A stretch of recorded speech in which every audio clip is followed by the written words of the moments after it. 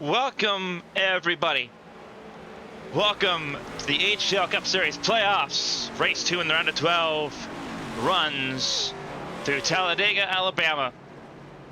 It's the Alabama 250 here on ABN Esports 1. 12 drivers fighting for a championship here tonight. One driver already moving on to the round of 8. Brendan Proudfoot secured his destiny last week at Darlington. 11 other drivers will try to do the same here tonight. This track is fearsome, formidable, daunting, and intimidating. But to make your way into a championship position, you must go through this track. 2.66 miles, the largest venue on the HTL Cup Series calendar. It plays host to tonight's event.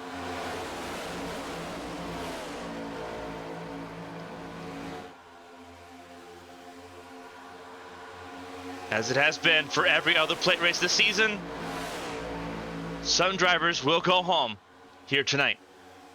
We will have go or go home qualifying. We did not have it for the first time. We did not have go or go home qualifying last week at Darlington. We had 35 cars filling 36 spots. We will have go or go home qualifying here tonight.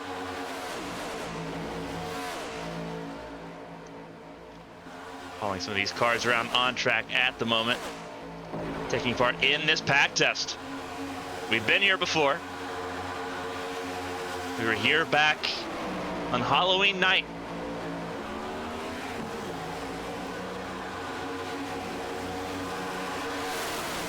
On that night, it was Kristina Ryan and Kenan Kassan that were in the booth for that event. Kristina Ryan will join us later on here tonight.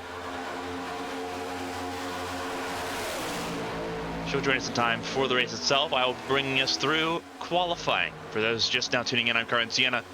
We appreciate everyone spending your Monday evening with us here on ABN. It's a double feature tonight and tomorrow here at Talladega before we head over to Chicagoland for a week worth of racing.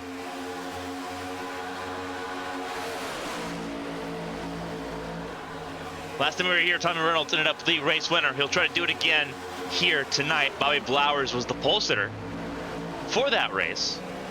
Blowers in playoff contention now, needs a win to get through, and has been successful on the plate tracks already this season. He won at Atlanta. Can he do it again? The old wise tale, the stat line in HTL Cup Series competition, there's not been a repeat plate race winner on these tracks in HTL Cup Series competition.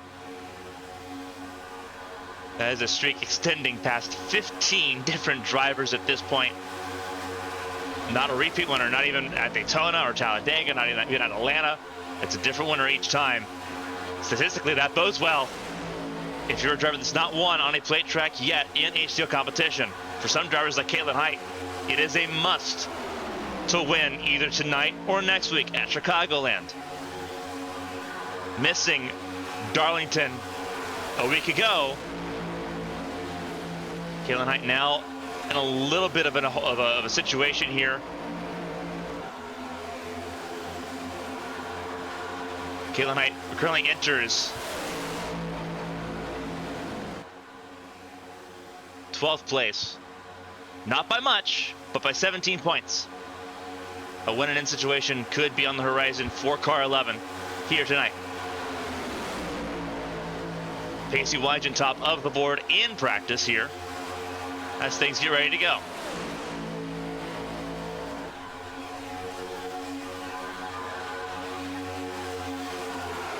"29 cars have set lap times so far in this session.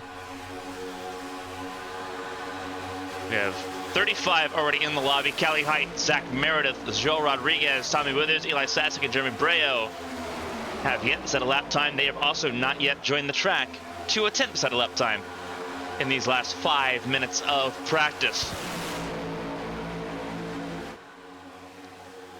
And for everyone sticking with us here, we appreciate you joining here tonight. A wonderful Monday night for racing. It's a little chilly, but we make do here on ABN Esports 1. Everyone learning how the outside lane works, learning where they want to be. This race was a particularly chaotic race on Halloween. Last time we were here at Talladega. Since then, we had the best play race HTL ever put on with the Firecracker 250. And a phenomenal Atlanta race to boot as well. Whether or not we see a race similar to the Firecracker that we saw in the regular season and in 2023 in HTL, or if we see a race more like what we saw in Halloween, is yet to be determined.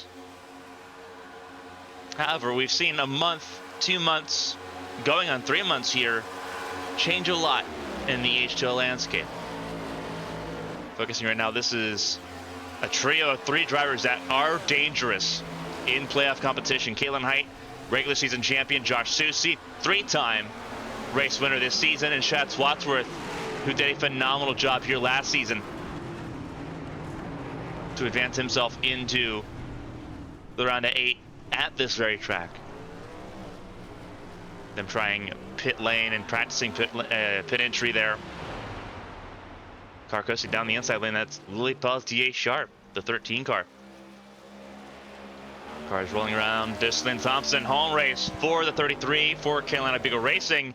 Thompson moving into the 33, the charter entry there for Carolina Beagle, while Bobby Blowers occupies the 10, making sure that Blowers has a chartered ride for the entirety of the playoffs here. Another driver occupying a charter to get through the playoffs of Bianca Constantinou in the 61. Josh Gaiman in the 96. Gaiman is 12th fastest, Constantinou 23rd on the leaderboard as things currently run. Entering the playoffs, we'll do a quick rundown here in the last 2 minutes of practice. Brandon Proudfoot punched his ticket in at Darlington last week. Schatz Wadsworth currently sits best of the rest at the moment, 30 points clear of the cut line, with 2 races left in the round of 8. In our power rankings, Schatz Wadsworth was listed as someone that could go far. Usually playoff Shad is a monster, and we've seen that before. Made it to championship 4 last time out, despite the odds being stacked against him then. Now he's on a powerhouse team. Can he do it again? Odds are right now he's looking pretty comfy right now. Just has to get through this race and survive, and then shine like he normally does at Chicagoland. Josh Susie is in 3rd, 26 points above the cut line. At a Nathan Estep, Lilac Zier, John Hagan, Bianca Constantinou, and Josh Arnold are the 8 drivers currently above the cut line going into tonight's race. The cut line is separated by 6 points between Josh Arnold and Eli Sasek, with Lily Pelletier Sharp, Bobby Blowers, and Caitlin Height just a little bit behind. No one is in must-win territory yet in this competition as far as the playoffs are concerned. Caitlin Height, the farthest one to drop, had those wins earlier in the season, had those 3 race wins in the regular season to keep her buoyed and in contention here. Stage points can really sway this around a little bit, kick Caitlin Height right back into it, especially if she wins a stage or 2 here tonight. If she wins both stages, then that is a really big swing for Caitlin Height, and a track that with a lot of bit of help, Caitlin Height can be very dominant at. We've seen that throughout Caitlin Height's career. Blowers, though, can't rule him out, can't rule Pelletier Sharp out either. Pelletier Sharp's going to have a decent network around her in that 13 car. Coast to Coast Racing has the ability to do something pretty magical if they want to make that happen. Pelletier Sharp's never won in the HTL Cup Series. A win would move Pelletier Sharp into the next round comfortably, despite being listed as an early round 1 exit. Sasek was one of the first drivers to lock in based on points for the playoffs. Needs to rely on some of that magic to get through into the next round. Currently sitting outside by 6 points. It's a very tight line in this race.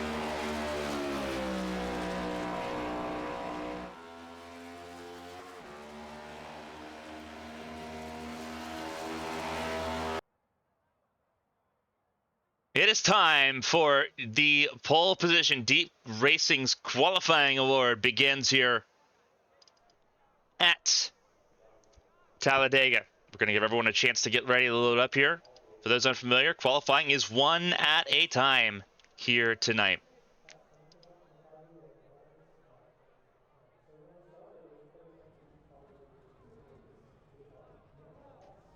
Looking at the qualifying order real quick here. First driver that'll be on track would typically be Seth Wansing. Seth Wansing not present. It drops on down to Tommy Reynolds, who is present. He will be the first car to qualify. It'll be Reynolds, then Caitlin Height, the 7 and the 11 for Arrowhead Racing. They will both go into qualifying here. And then Ryan Moutre in the 44 will be up next after that. So that's our initial qualifying order here as everyone gets ready to go here in Talladega. Track is currently closed as they go through the qualifying order there. Race control doing a good job, as they have all season, in getting through this procedure. It'll be shotgun style. We'll see drivers go pretty much almost 2 at a time. We'll have one driver go out, they'll wait half a lap, and then release another driver to make sure they don't interfere in each other's laps. In this run, you have one time lap to make things happen. Obviously, you see the start-finish line, the good old-fashioned the nugget here about Talladega's start-finish line being not on the tri-oval, but at the exit of the tri-oval. When they cross the when they exit pit lane and cross the line for the first time, it will not count. It's only when they cross the pit exit line at speed that their lap time will begin to count here. So they'll have technically 2 full circuits around this track. We'll walk through all of that here as we get ready to see everyone's laps here in qualifying. Again, I'm Carmen Sienna. We'll be joined by Kristina Ryan here very shortly as our program gets underway with qualifying here at Talladega. Deep Racing's qualifying award will begin, and it'll begin with Tommy Reynolds on the board. Car number 7 kicks us off. Did not race last time out at Darlington. Looking to play spoiler, and he's the favorite to do so. If someone's going to break the curse of winning at a plate track and then not returning as a victor, it could be car 7. Red Bull Toyota on the back straightaway, trying to build up temperature, build up speed. Remember, this lap does not count. He's already crossed our finish line once, but he was on the exit of pit lane, building up speed on the exit, riding that dotted line on the outside lane. Late shift there. You heard that shift going into the tri-oval. Rides the outside lane there. His lap time begins now.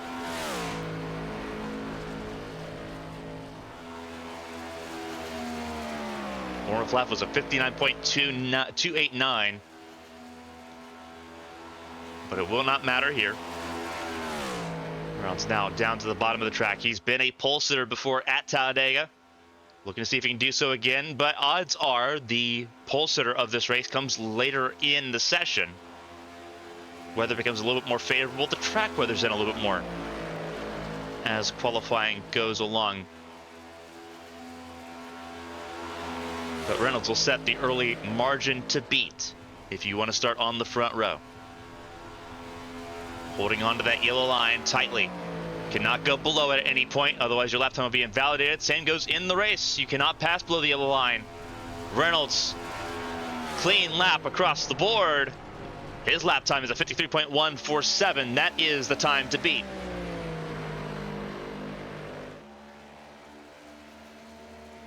Tommy Withers up next on his lap here. What does Withers have to go? A little floaty there. Withers did get to go there. His lap time will not improve enough to take pole away. It does go to a 53.223. Nathan Lehman up next, driving the number 12.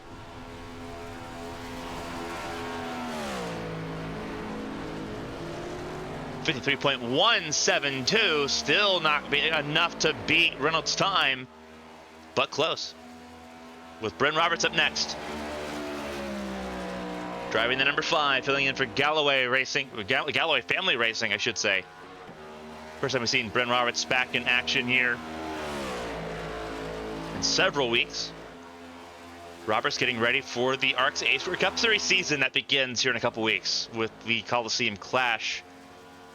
Getting warmed up for that. He was a first-round draft pick once again in last night's draft for the HTL Cup Series season over there You'll see that opening races here on ABN Esports 1 on Sundays before they move over to ABN 2 beginning in March. Bren Roberts lap time underway. Caitlin Height up next as well. And then Ryan Moutre. Across the line, this is a lap time beginning for Bren Roberts. They'll put him on the board provisionally, but it is a warm-up lap of 60 seconds.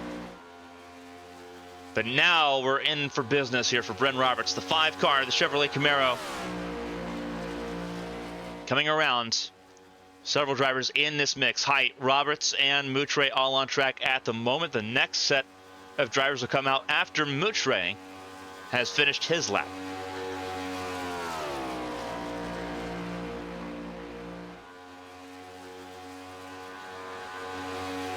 So the track might actually be slowing down a little bit here.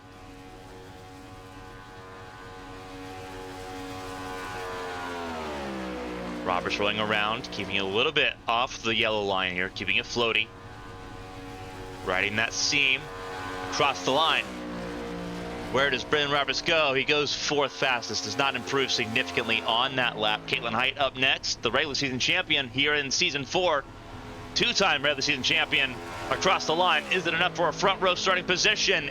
Provisionally, yes. It's a 53.150, almost dead even with Tommy Reynolds.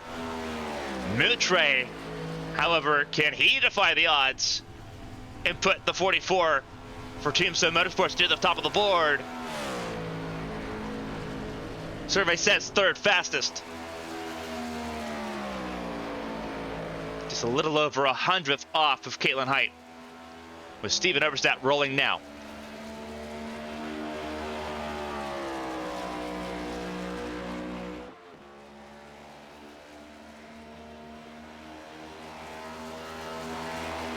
Some drivers are estimating that the lap times are only going to get slower, but Caitlin Height almost matched Tommy Reynolds despite going out later. We'll see if that changes in this session. Let's see if some of those drivers' expectations are correct. Most often than not, pole position time is later on in this qualifying session. We've only seen pole determined in the first 10 entrants once. Give you a second if you're watching live to take a guess as to what race that was.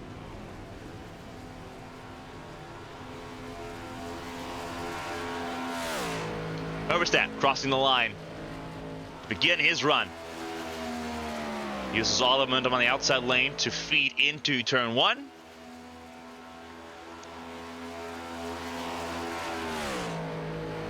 We'll see what Overstat can do. Really floats it, tries to ride all the momentum down the back straightaway, and he'll try to carry that momentum down into turn 3. Overstat knows what it's like to be successful here. He is one of the best and most proficient plate racers in HTL at the moment.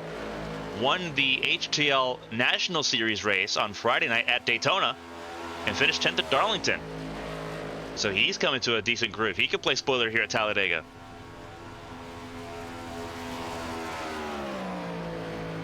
Keeping all the momentum, trying to ride all the momentum. We'll see if it works out here for Overstat. Coming to the line for an official lap time. He goes 3rd fastest. Beats Ryan Moutre. Scott Poznansky up next.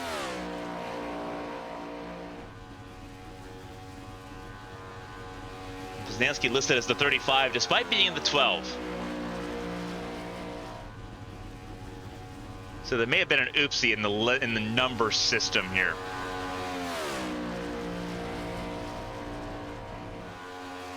$53.2 for Poznansky. He will not advance much more than 6th place at the moment. Callie Height. We've seen her partner Caitlin run a lap time. Does Callie Height move to the front of the field? 53.19 provisionally, 187. Enough for 6th place.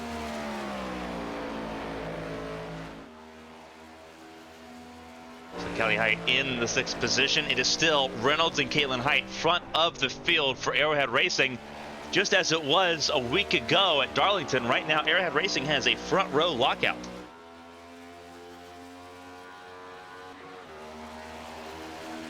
DJ Trout up next to finish a lap time, to begin his qualifying run. Josh Gaiman as well coming out of pit lane. circulating through this board. Mark Parkhurst will be the third of this group to go through. But it's on DJ Trout now, the 20, for Stepping Stone Motorsports to see what he can do.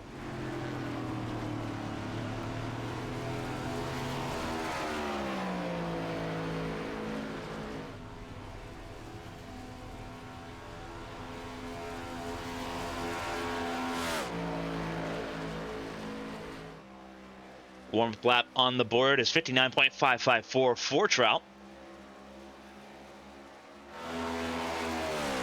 See how tight he runs that yellow line. Keeps it pretty well hammered down the inside lane. Does not go above that dotted line on the back straightaway. Josh Gaiman, we believe, is doing a similar line as well. We'll see both of them finish their lap times here momentarily. Trout leading the way in this group. It's currently Tommy Reynolds leading the way.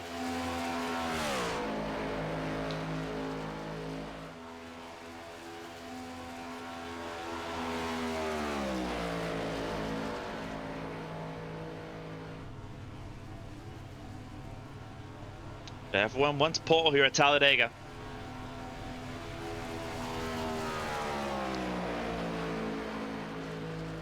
Trout across the line, almost a 52.2. Not good enough to be near the front of the field. Josh Gaiman down the front straightaway. The McConey setup shop. Number 96 across the line. He goes second fastest. Arrowhead 1, 2, 3 in qualifying, but still can't touch Tommy Reynolds, and actually ended up being a little bit better. 52.148 for Josh Gaiman. Puts him second on the board. Mark Parkhurst just crossed the line. He will go ninth fastest, with Bobby Blowers just now leaving pit lane. So Arrowhead Racing, the Toyota crew, 1, 2, 3, with another Toyota on track with Blowers.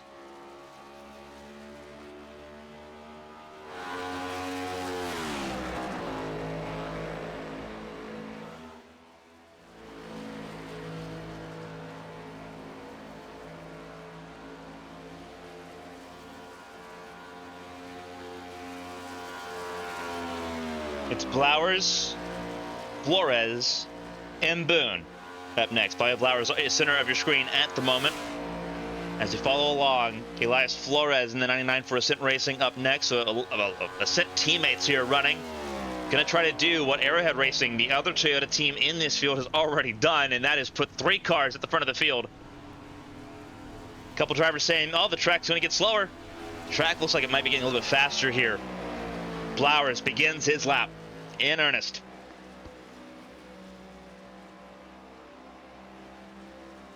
See if the drivers that were expecting the pulse to stay stationary with Tommy Reynolds, see if they are correct or immediately proven wrong. Blowers and Flores looking pretty good on the warm-up speeds. I have a feeling it's the entering the exit, the 3 and 4, that is the make or break deal for if you have a pole lap or not. You got to keep it very smooth here through 3 and 4. Blowers keeps it hooked right on that yellow line.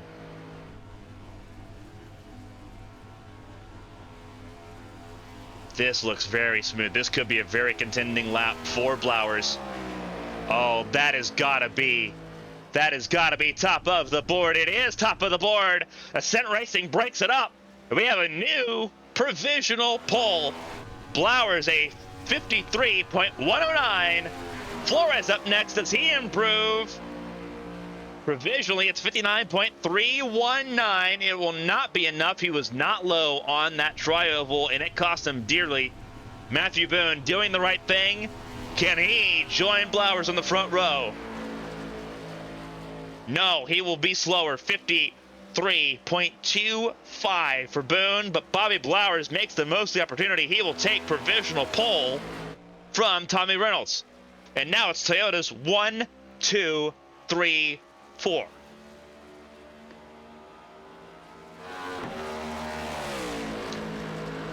And a couple of the drivers that were expecting that pole would not come later on in the session immediately proven wrong, because Blowers went out as the 13th car to set the position, and times look like they could still improve.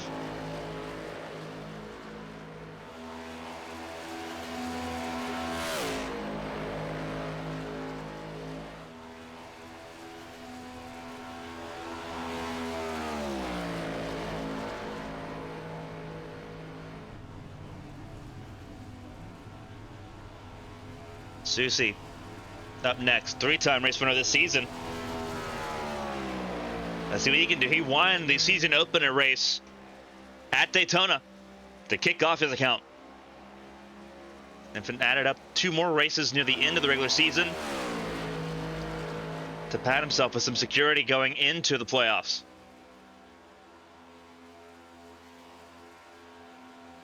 Joe Rodriguez and Byron Jones also on the track at the moment to run their laps.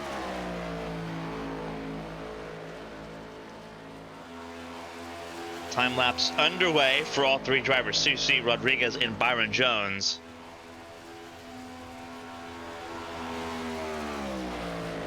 Susie will cross the line first, going through the tri-oval. He was very high up on the track on the back straightaway. We'll see if it pays dividends here. It looks like it may be close. Close is only 6th fastest though, 53.161. With Rodriguez up next, approaching the tri-oval. Times overall look like they are improving. Rodriguez, does he add to the 1, 2, 3, 4 Toyota Fest at the front of the field? Gonna be close. 53.228. Provisionally, it's 229. And it's not going to be any better for Rodriguez. 14th fastest for the 91. Byron Jones. Can a Chevrolet break up the stronghold Toyota has at the front of the field? No. Byron Jones goes 9th fastest.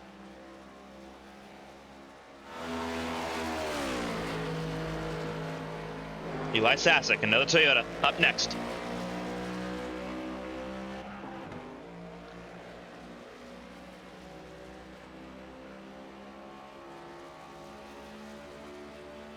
Very interesting grouping so far in this qualifying session. Peltier Sharp leaving pit lane as well. Next up on the board, behind Sasek. We only have a couple more Toyotas to qualify, including Sasek. Chad Swatsworth will be the last Toyota to qualify.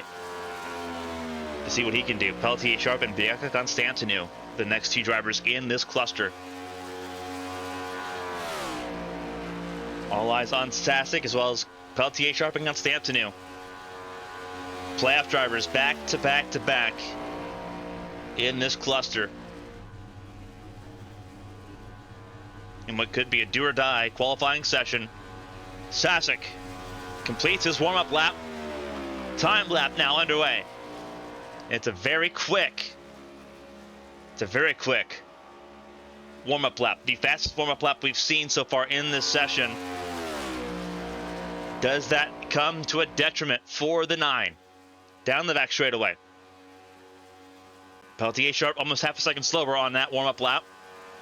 Right in the range that we expected to see most of the drivers on their warm-up lap. Peltier Sharp's at a 59.22. Constantinou in the 59.7s. Really winding it up here for this lap. Sasek rounding for home. His teammate is on pole. Can he join the front row for Ascent Racing and take Arrowhead Racing off the top? Answer to that question will be no. 18th fastest is the highest he will go. He cut himself short on that warm-up lap. Did not build up enough speed. And 18th is where he's going to end up. Peltier Sharp warmed it up a little bit more. Gets a little bit higher. 13th fastest for Peltier Sharp for car 13. With Constantinou up next in the 61 for Stepping Stone Motorsports. Had the largest wind-up lap. And that's going to be a really good lap time. 2nd fastest. Constantinou breaks up to Toyota field at the front and puts her forward on the front row. Former series champion Zach Meredith up next to qualify.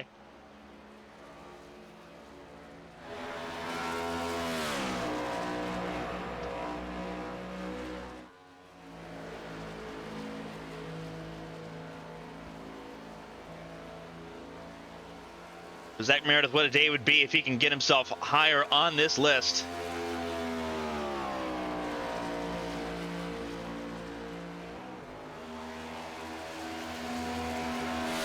It'd be a big occasion if Meredith could make some magic happen. Missed out on the playoffs in a big way. Not able to defend his crown.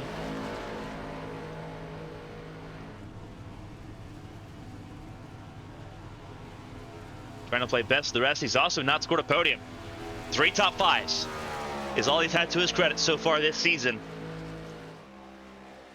Can he come up on top just like his team, the Bills, the Buffalo Bills did tonight? Meredith's lap time, warm-up lap, 60 seconds. One of the slowest lap times we've seen.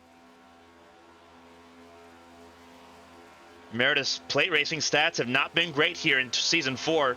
14th at the Firecracker. At Atlanta, he finished 4th, which wasn't bad. Talladega, last time we were here on Halloween, he finished last.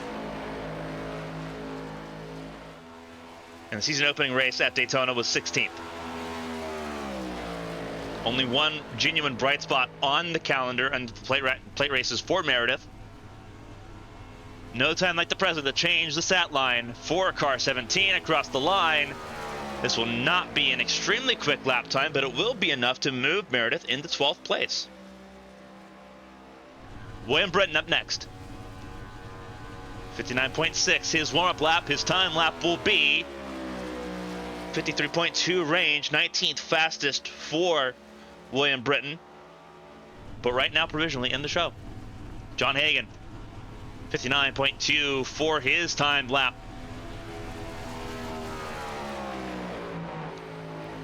Not a bad lap time, 53.127.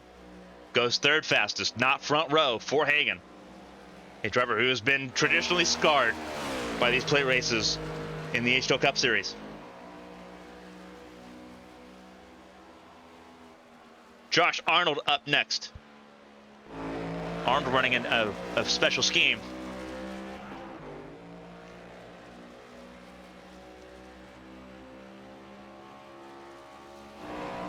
Sort of get you a closer look at that paint scheme.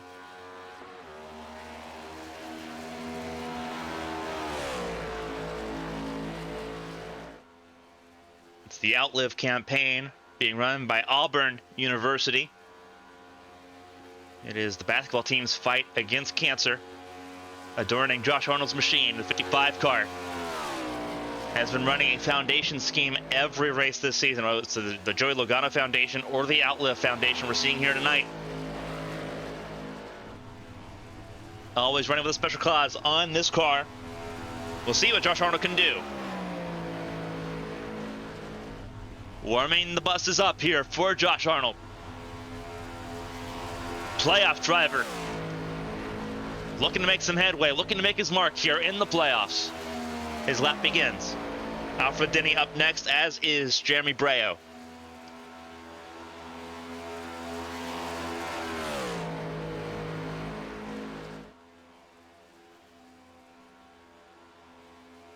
Working through this field as things currently run. Arnold had a warm-up time of 59.162. It is a wild lap to beat to try to get to Bobby Blowers in the 53.109 range. It's a tight margin at the front of the field. Josh Arnold across the line. It's a tight lap, just a couple tenths shy, but he will jump up to 3rd fastest. The lap times are improving consistently. Alfred Denny up next. 62.2 for Alfred Denny across the line. And this will not be a quick lap. 23rd fastest for the Deep Racing driver. Jeremy Breo, the 2022 ARCS A-Square Cup Series champion, completes his lap and is even slower, 26th fastest. Not a great lap for Breo there. And we're talking about not a great lap. This is a margin of a little over a tenth and a half that is separating the entire field so far. Gary Donaldson up next in the Under Armour number 22.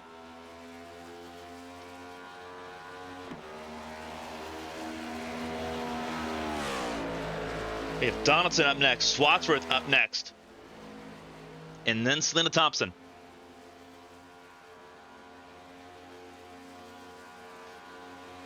And for those following along, this is qualifying for the Alabama 250. Here on AABN Esports 1, I'm Carmen Sienna. Kristina Ryan will be joining us at the end of qualifying to get us ready for tonight's race, the second race of 3 in the round of 12 of the HTL Cup Series playoffs.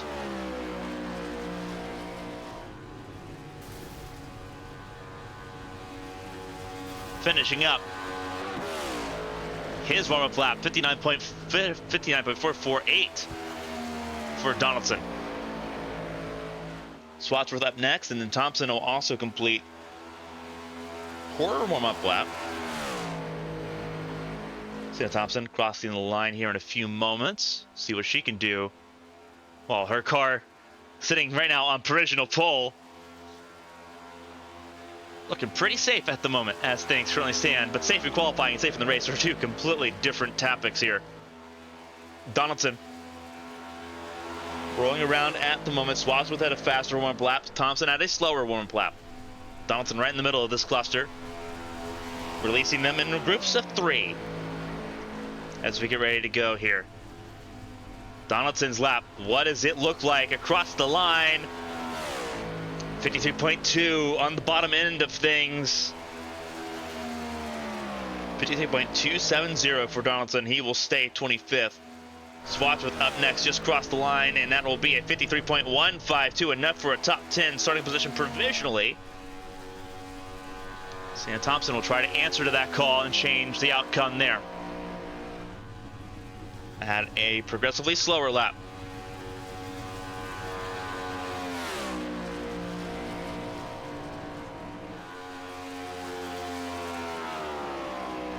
Across the line for Selena Thompson, 26 fastest, did not improve there.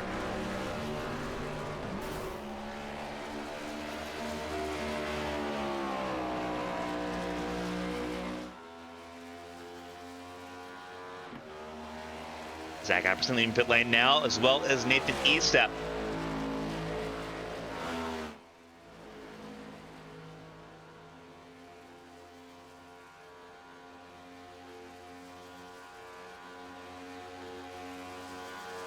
Lilac Zero leading pit lane now as well. Equal space between the cars as we get ready to go. We are in the final 6 cars, I should say. Blake Henderson will start at the back of the field, assuming a penalty issued from Darlington. But he is the only driver serving a qualifying ban.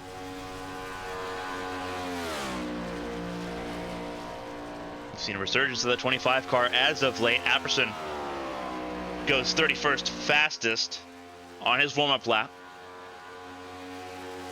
So this is the lap that counts. Apperson's on it now.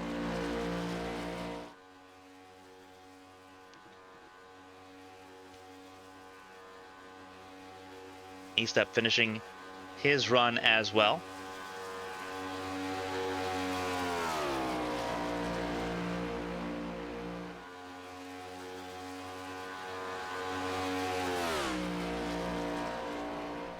See what Apperson's lap can be here. First full season back in competition, missed most of season 3.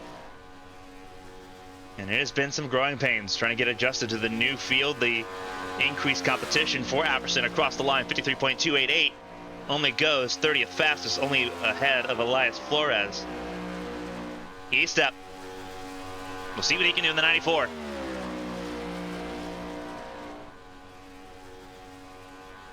Around the bottom of the track here. 53.286, he'll stay right ahead of Apperson as well. With Zier up next. Wind seems to be playing a little bit harder affair with the drivers here at the end of this run. Zier, 53.189 is enough for 15th. That's where she'll stand. 2 drivers left on the list. Pacey Wygant in the 31, a Kevin Givney Jr. Brandon Proudfoot got his race win last week at Darlington and dipped from Talladega tonight. Kevin Gibney Jr. will fill in that 31 car and will be the last car out on track for qualifying.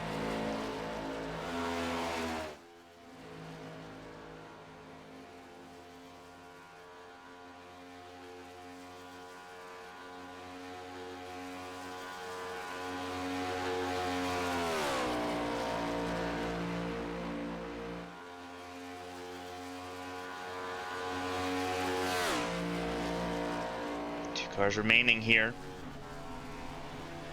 in the qualifying efforts here tonight.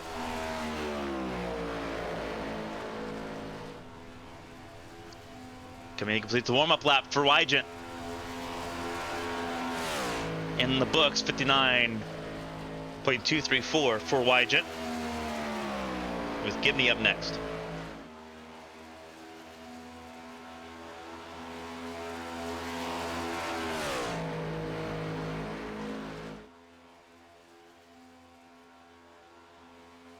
And 2 cars left here in qualifying. Wygent, one of them, the last car on track, is Kevin Gibney Jr.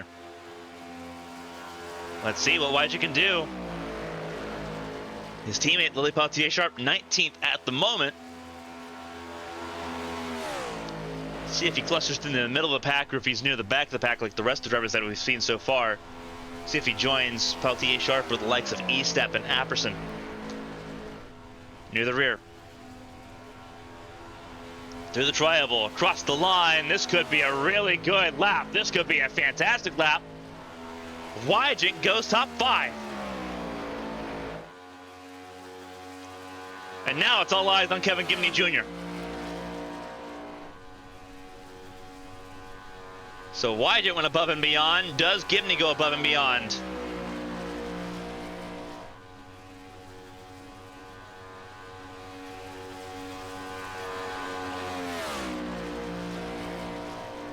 Answer that question, no. Gibney goes 27th fastest.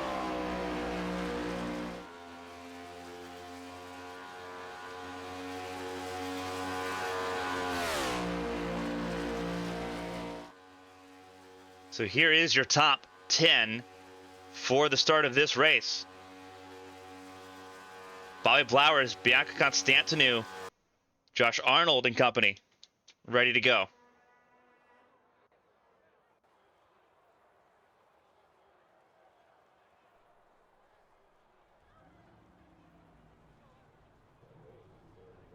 And now, obviously, we will move on into the warm-up portion of this race.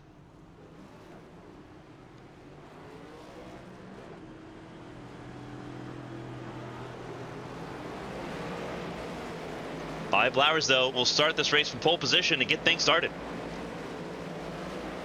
And with qualifying completed, we get to bring in our plate racing expert for the night, Kristina Ryan, a driver of many accolades. Kristina, obviously this is a big night. Last plate race of the season for the HTL Cup Series. And it's a lot to play for, with 11 drivers looking to make their mark and move on to the round of 8. Walk us through sort of what we've seen so far this season and what we could look at that might be different to what we saw on Halloween just a couple months ago.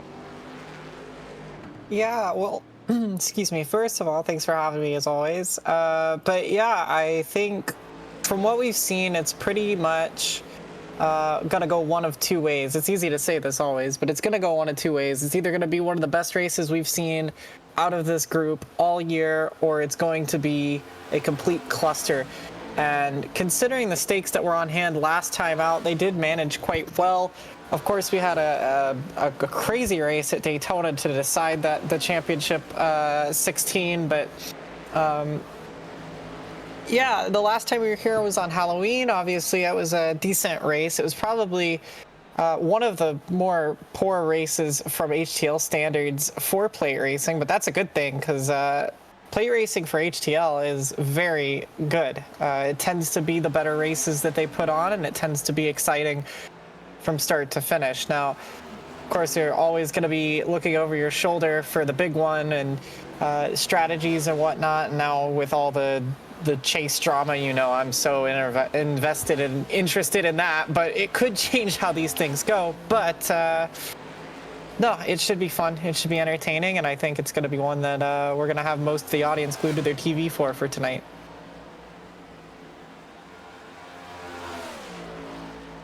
Gonna be a very big deal here tonight. The last time we were on a plate track, it was the Firecracker 250, and that was the best plate race HTL's put on in a very, very long time. Do we see a similar situation here happen at Talladega?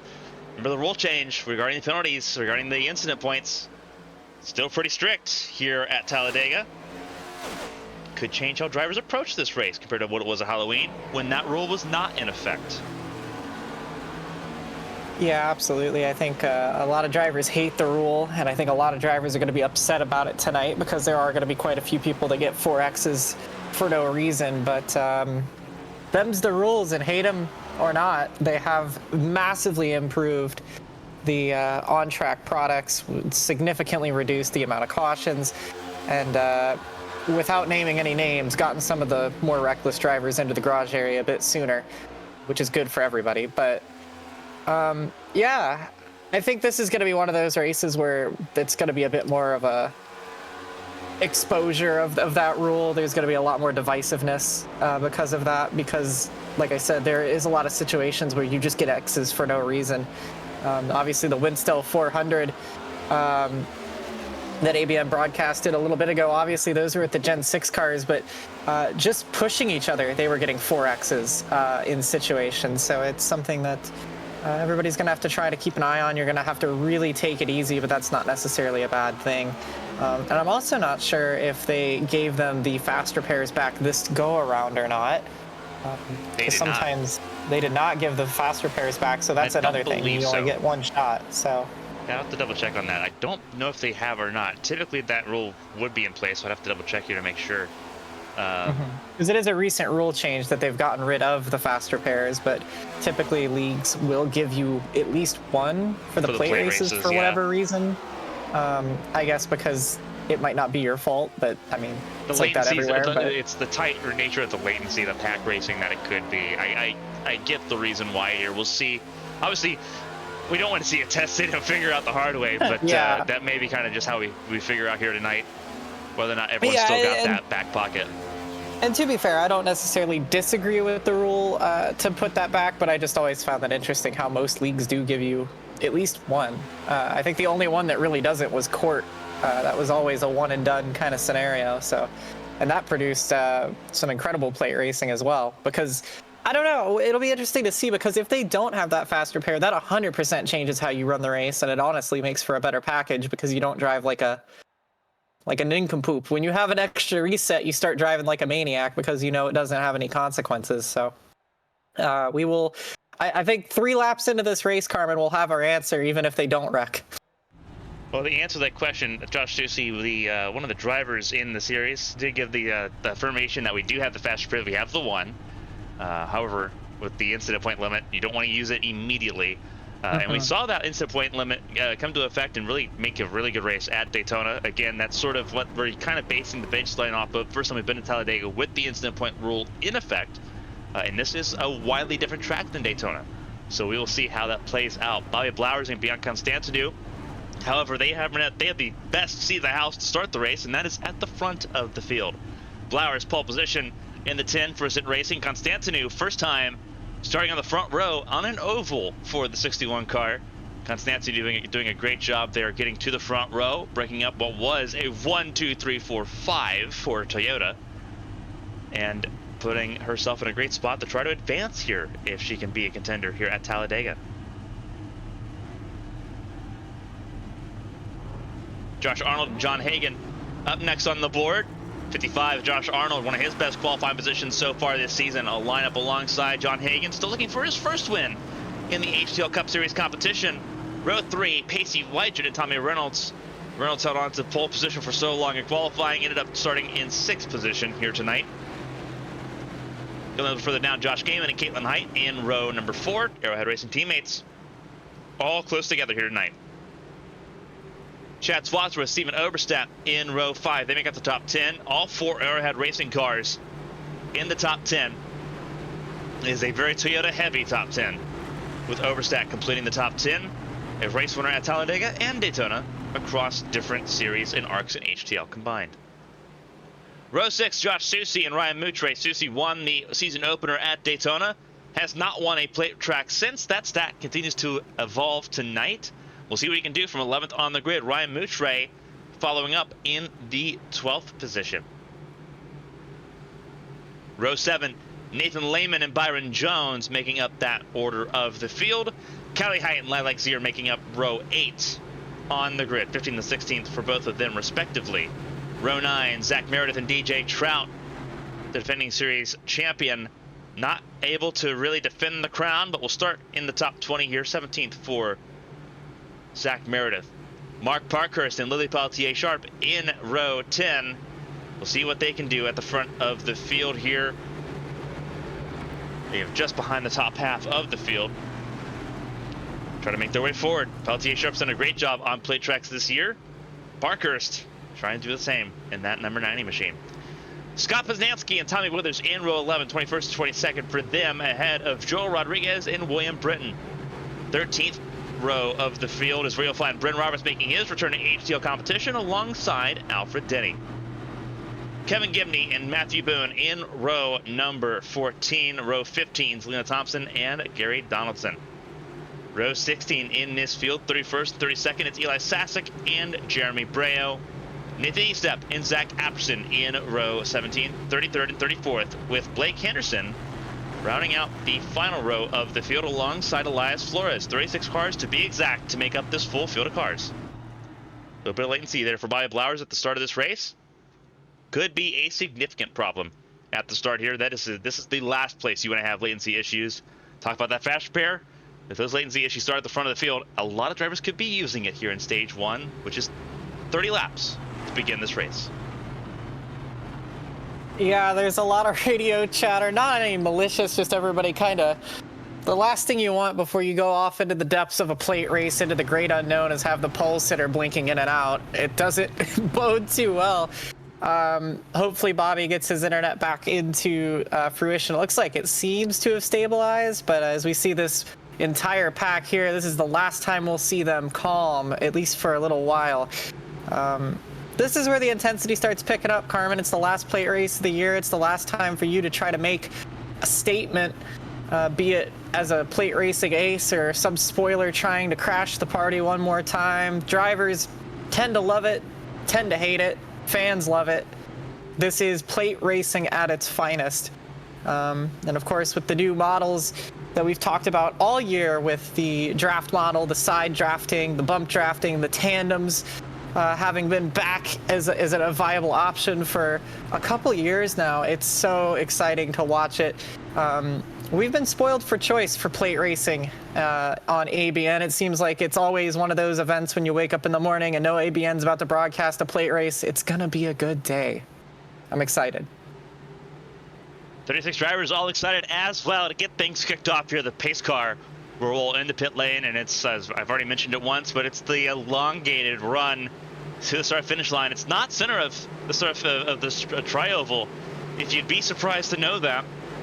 So it's an even longer wait all the way through into the restart zone. The Alabama 250 is underway.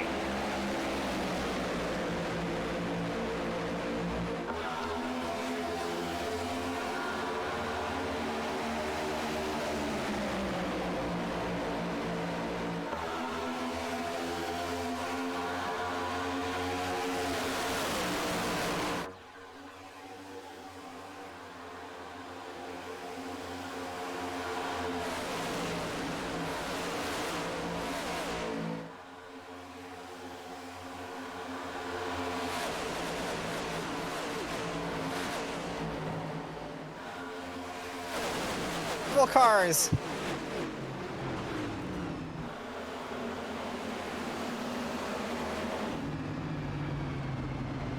The caution comes out in the first corners of the race. A clumsy move. I saw it from the commentary box. Scott Poznansky tried to fill a hole that never existed.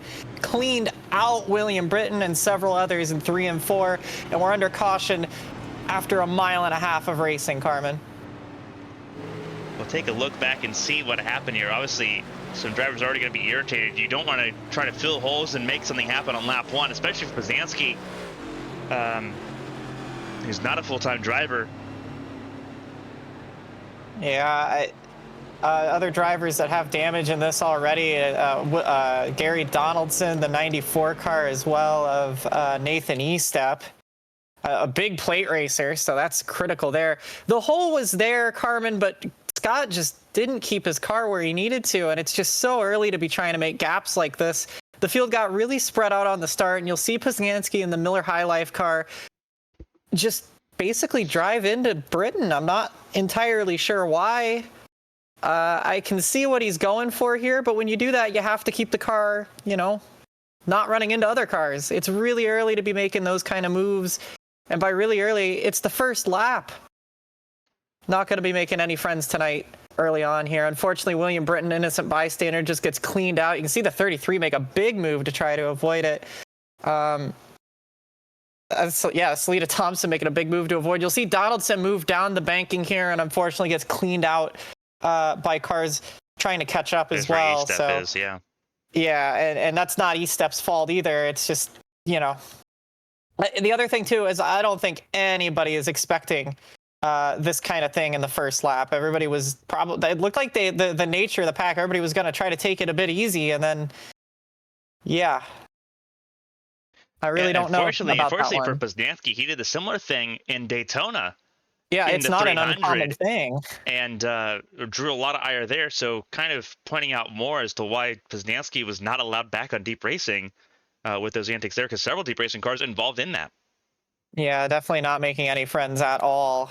And it's a shame for Gary and for William and them, because they all already have to burn. I don't think they're going to burn their faster pair now, but they all are sitting in a situation now where they have severe damage and didn't even complete one lap. This is on board with Gary. He goes low. He's trying to get out of the way and then just gets sideswiped by Estep. They might be okay. Estep does a good job to not hit the outside retaining wall as well. But yeah, they're all on pit road right now, several drivers. I would like to take a look at it from a chopper view to really kind of illustrate why this is a bit of a silly mistake to make. We'll look back at it here from Henderson, and then we'll go to the chopper cam here for a moment. And Henderson has a little bit of latency there as well.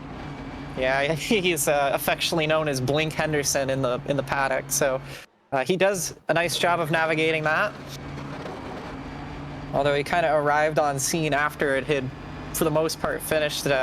William Britton does a nice job not to make that worse than it was. He kept the car pointed for the most part in a direction. He almost held on to it as well. So yeah, I go back here, and this is gonna be a little bit too far. Let's see if we can get a chopper cam going here, because this is the blimp, I do believe.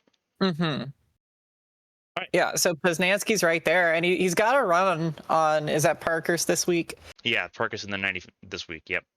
Yeah, so he has a run because they all fanned out on the initial start. And he's going to shoot this gap in the middle, which it's there. It's optimistic, but it's definitely there. But he just kind of, it just drives up into Britain. And yeah, there's a little bit of latency, but he never was really going to make that with the way he was pointing his car. And it just kind of shows ambition over, you know, adhesion there. And unfortunately, he cleans out about 2 or 3 cars. But the more important thing about this, Carmen, is the cars may be damaged, but I think Scott Poznanski has just guaranteed he's going to have a lonely night. It is such a social aspect in these races to find your friends, find people you can work with, and just like in real life, word travels fast. And every single driver in this field knows that Poznanski just wrecked 3 or 4 cars on the first lap, and I guarantee you no one's going to want to help him, at least unless they have to. And that can ruin your race, Carmen. Yeah, street justice is very apparent on these plate races as well, especially in the early goings here, especially for Poznanski not being a full-time driver. And having history. Yeah. Dating all the way back to Charlotte last season. Already a checker pass there for Poznanski. Did not help himself with any favors in the slightest. Going forward here, Poznanski will be near the back of the field here. All 36 cars will be on the lead lap still going into this. As we get ready to come back to green, it's Blowers, Gaiman, Wygen, and Arnold that will get us ready to go racing. Yeah, and to clarify, it does not appear that anybody will be using their fast repairs. I think everybody except for Henderson will make it back to the pack as well. Henderson's just now left pit road underneath the box here, and I don't think he's going to catch up in time. So we'll have 35 cars in the pack here once we go green, and Henderson's going to be without draft and will probably go a lap down if it stays green. Yeah, not sure what happened there with Henderson having to make a pit stop like that.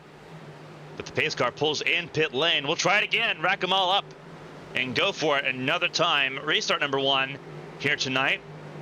It's Blowers and Gaiman at the front of the field. Green flag is in the air. Let's give this another go, shall we?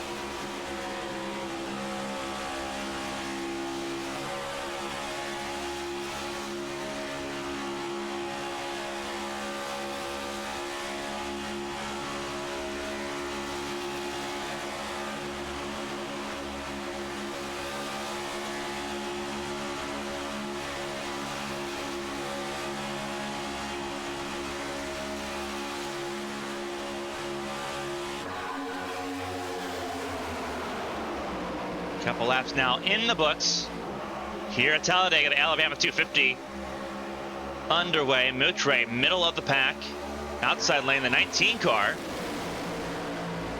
Listed as the 16 on our screens, Byron Jones. Byron Jones actually in the 19, filling in for the NFG Motor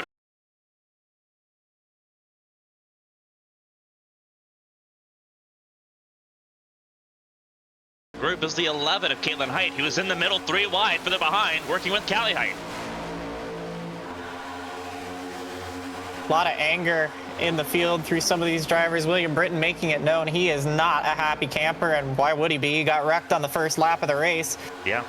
Still hanging around the best he can. There's also another pack starting to form a bit further down. Yeah. And I'm not just talking about Blake Henderson, who's all by himself without a dance partner. I'm talking about this group towards the back led by E-Step. I think that's the 5, the 22 at Donaldson, who has damage, and Britton, who's also wounded. So basically all the cars that had Donaldson, E-Step, and Britton were all wounded, and they have lost the pack. Keep an eye here at the front of the field. This middle lane decided that it wanted to go racing, and has done so, being led by Ryan Moutre. Byron Jones moves to the inside lane to get in front of Josh Gaiman. Caitlin Height will do the same, and will leave Callie Height out to dry. Yeah, Katie's moved up a good bit, but I got to point out that Josh Arnold is still leading this race in a format that it's not very easy to hang on to the lead. Oh, trouble. Whoa, Trout in the wall. He gets Trout. hit by Sasek. DJ Trout, very close call, and it checks up, and it allows the top 4 to sort of check out, top 3 to check out. Caitlin Height leading the inside lane now all alone. Yeah, now they pulled out a line as well, which is interesting because now they're all shuffling around. Now teammates will find each other on the bottom. This is where it gets dangerous here, because that lead pack, if they keep working together, they could extend this a little bit. Because that inside lane isn't going to really be able to draft in. There's no help on the top lane for Byron Jones. Well, I think they'll be okay because it's Arrowhead cars lined up, so they'll find that momentum, and you can see as they do now, they're starting to break away from the rest of the pack, actually, so they're going to try to work together, and it looks like they will catch back up to these 3 lead cars, but yeah, a bit of a couple clumsy moves to start things off. We're not used to seeing these kind of rookie mistakes out of drivers in the HTL series on plate races. A lot of first lap jitters. And you see Poznanski hit the wall again up there now, and he checks up that outside lane. And here comes Katie Height on the inside. We'll draw even with Josh Arnold, who I have to say credit where credit's due, still leading this thing. He's led about every lap since we went back to green flag racing. And we'll have another big surge with a great push from Pacey Wygen, who we know is very strong. Really big efforts, inside lane, outside lane, middle lane in the minute, just sort of vibing at the moment. Poznanski slowing that lane up now a little bit, with a little bit of latency by the 88 of Jeremy Breo. Excuse me on that one. And now Trout moves the inside lane. I don't think he was moving there voluntarily, because now he is firmly in the sucker hole. And that sucker hole in full effect. You watch that 20 car just flow backwards. He's going to get caught. He jumps up to the outside lane now behind the 13 of Pelletier Sharp as they slinky down. Inside lane versus outside lane. Not a whole lot of side drafting right now. Not really necessary at the moment, as it's just a matter of who can give the stronger push. They're leaving that middle lane open, not affecting one another. And now Height will clear with both of her Arrowhead teammates that got her to that point. And I wouldn't be surprised if they all move up here shortly as they head down into turn 1. A lot of momentum stalled out on that outside lane, and now it's about a 5-car breakaway up front on the bottom. Off for Arrowhead cars on the inside lane, a coherent effort with Bianca Constantinou and Selena Thompson also on the inside lane. Really interesting inside lane working together here on the start.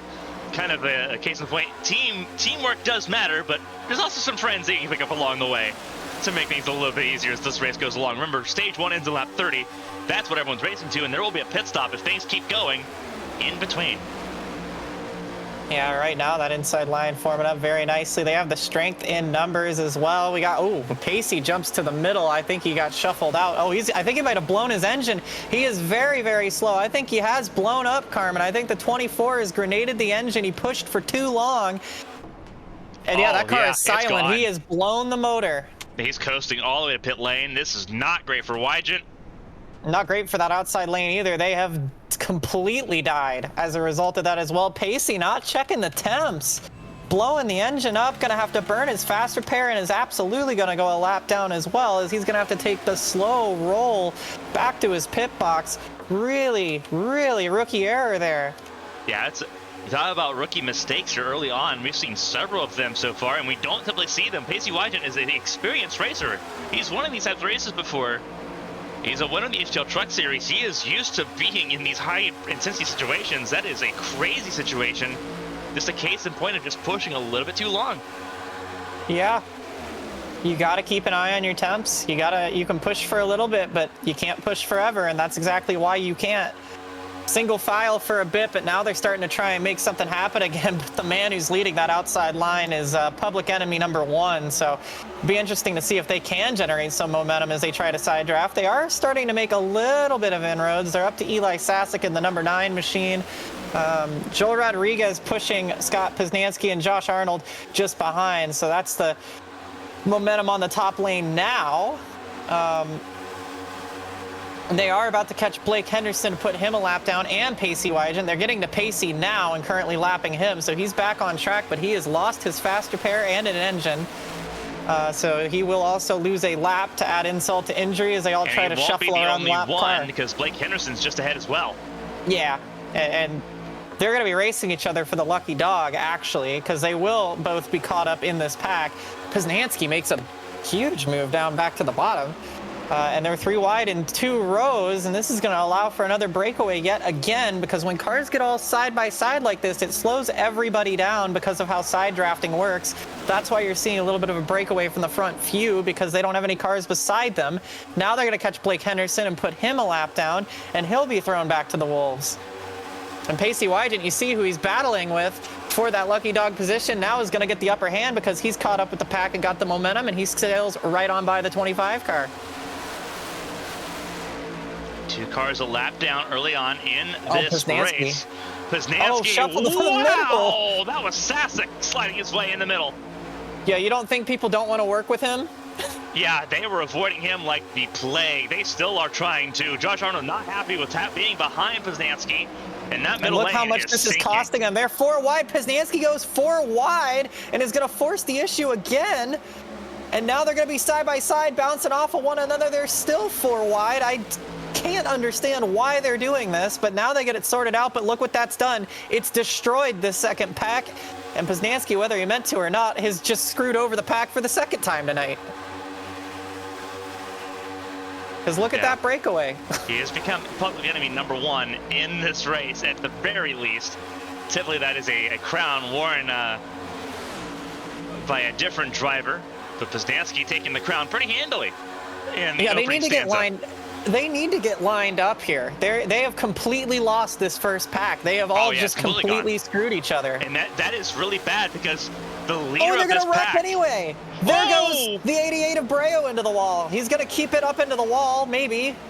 It looks like he will, so will stay green, but even more issues. Wreck him for last. Come on, boys. That is the 10th place Cali Height leading this second pack. That is 1 stage point. The top 9 are gone. Yeah.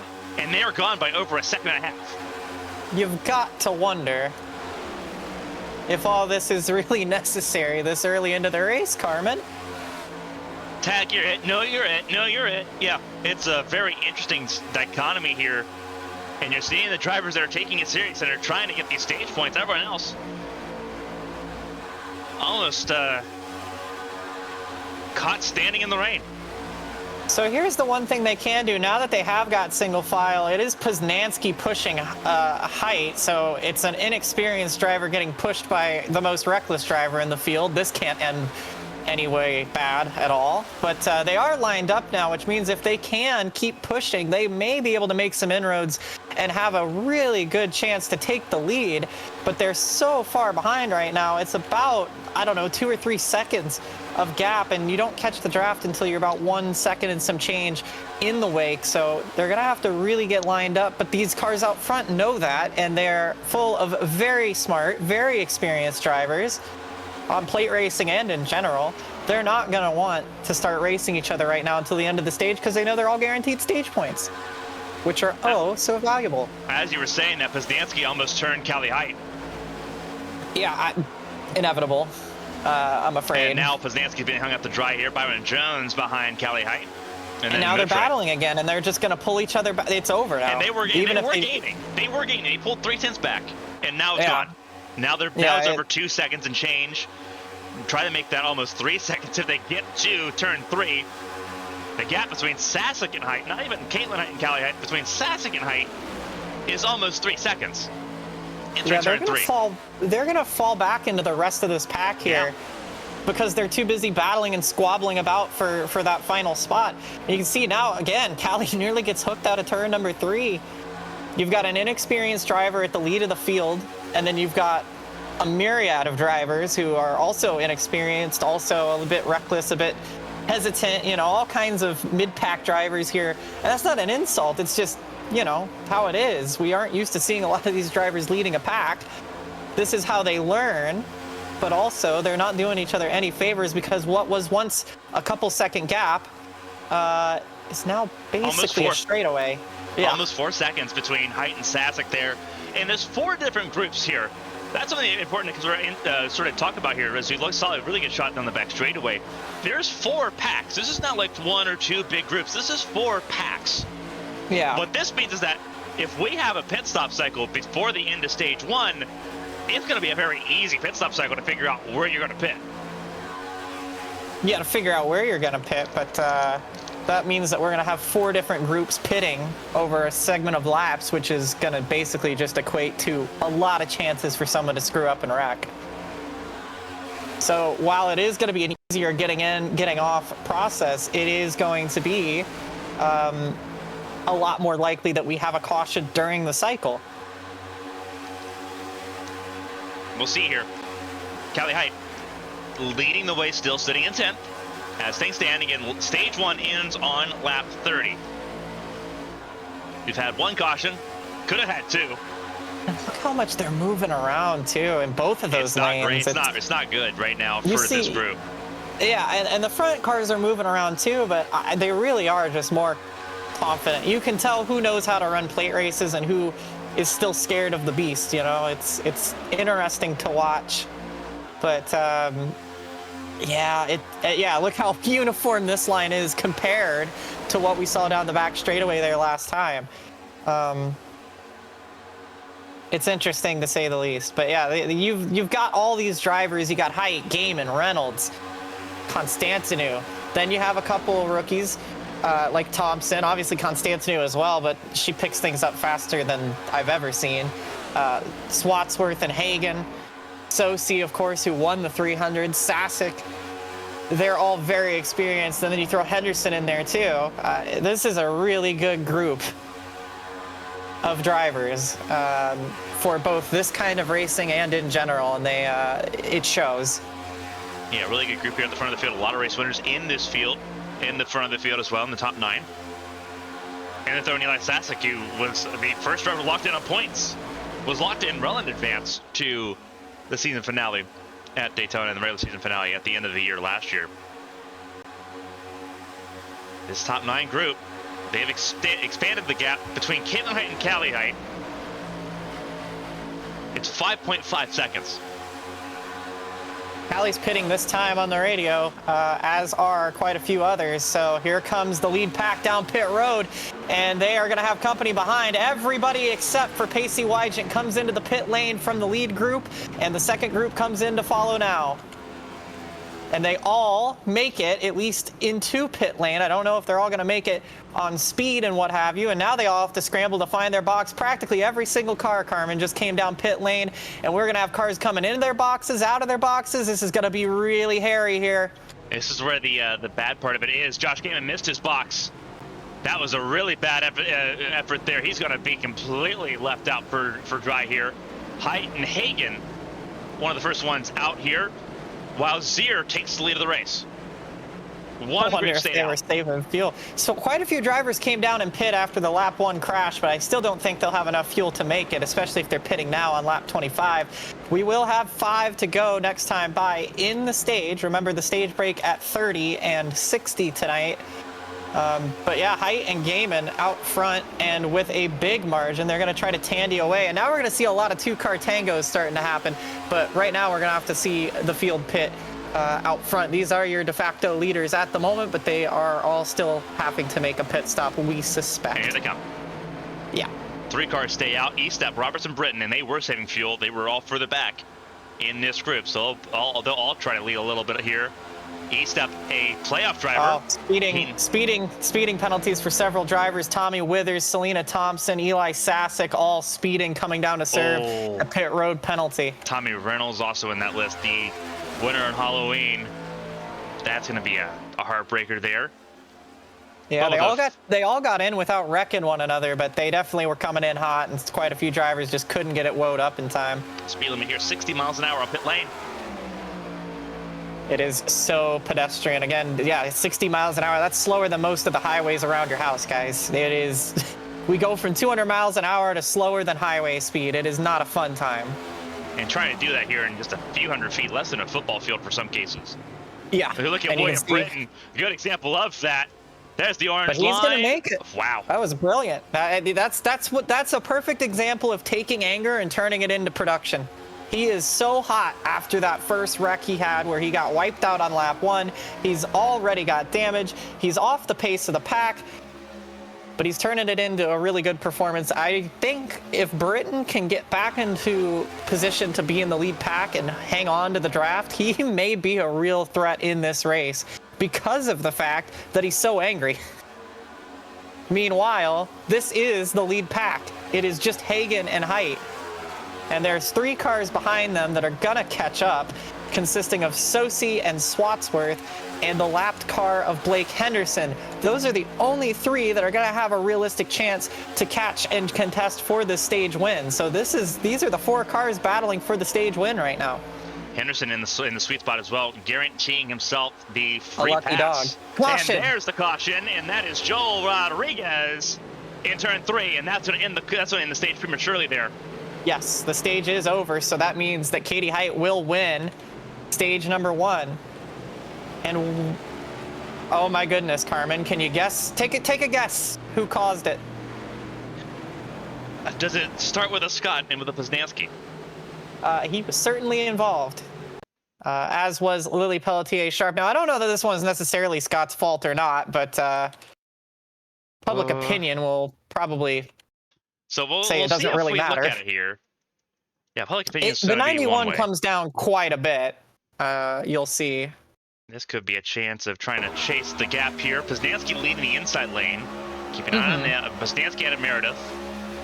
Does Rodriguez try to clear himself? Oh, he hesitates big time trying to clear himself. Yeah, that is on Rodriguez 100% there, and then Pelletier Sharp, nothing that he can.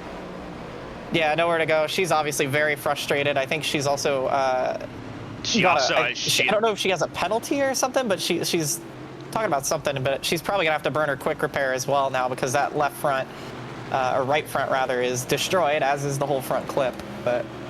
Yeah, Rodriguez, he did everything he could to try to keep that thing saved once there was contact, but once that car begins the tank slap, his mistake was sort of just compounded from there. And Pelletier Sharp knew where she could go. And this is what's the problem with this. You need to commit to moves when you make them. That hesitation that Joel had is why the wreck happened. If he'd have just moved down and committed to the move, he would have been A-okay. It was the hesitation, and Poznanski, to be fair, didn't crack the throttle either. Poznanski didn't need the crack throttle. If he begins that move and moves there, it's over or done. Yeah, we're good. Correct. But no, I definitely agree. It is a bit unfortunate for Poznanski because everyone's going to see he's involved in this wreck again, and it's not really going to matter whether it was his fault or not. They're going to say, "Ooh, he's in another one."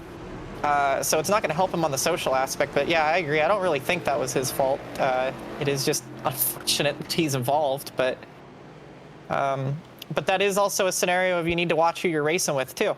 Yeah, big time. And for Rodriguez, it's very uncharacteristic for Rodriguez. We saw it really broke out as a potential talent at Daytona.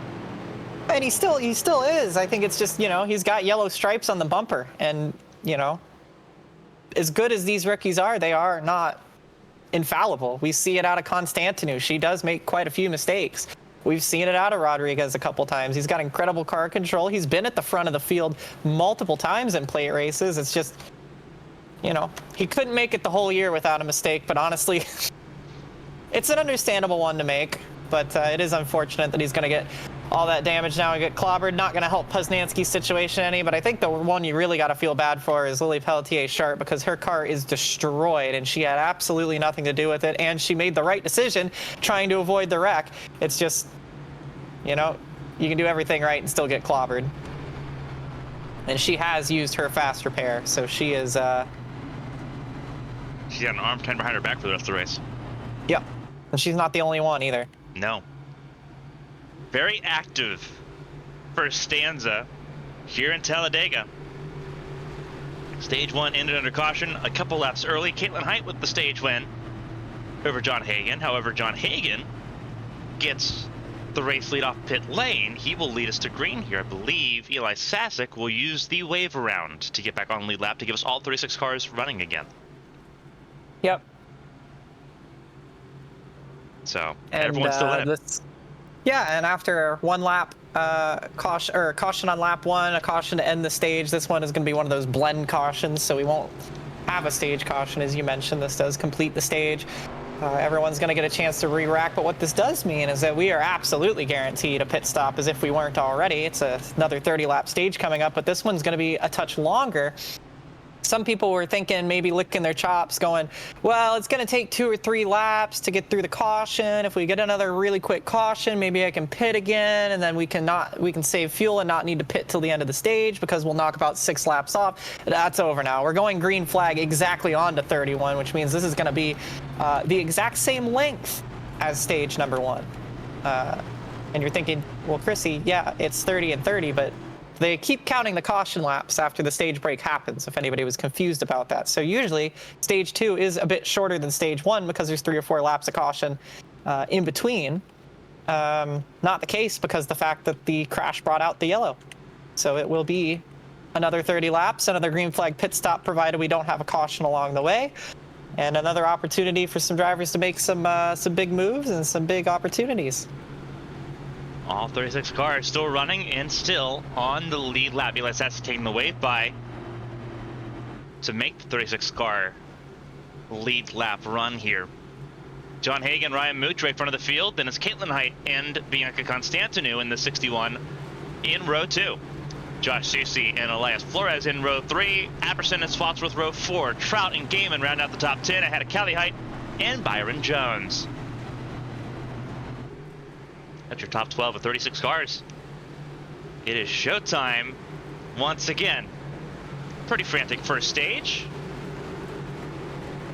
Something, something, Larry McReynolds trend, something, something. This one might be calmer. Well, you've just jinxed it, so thank you.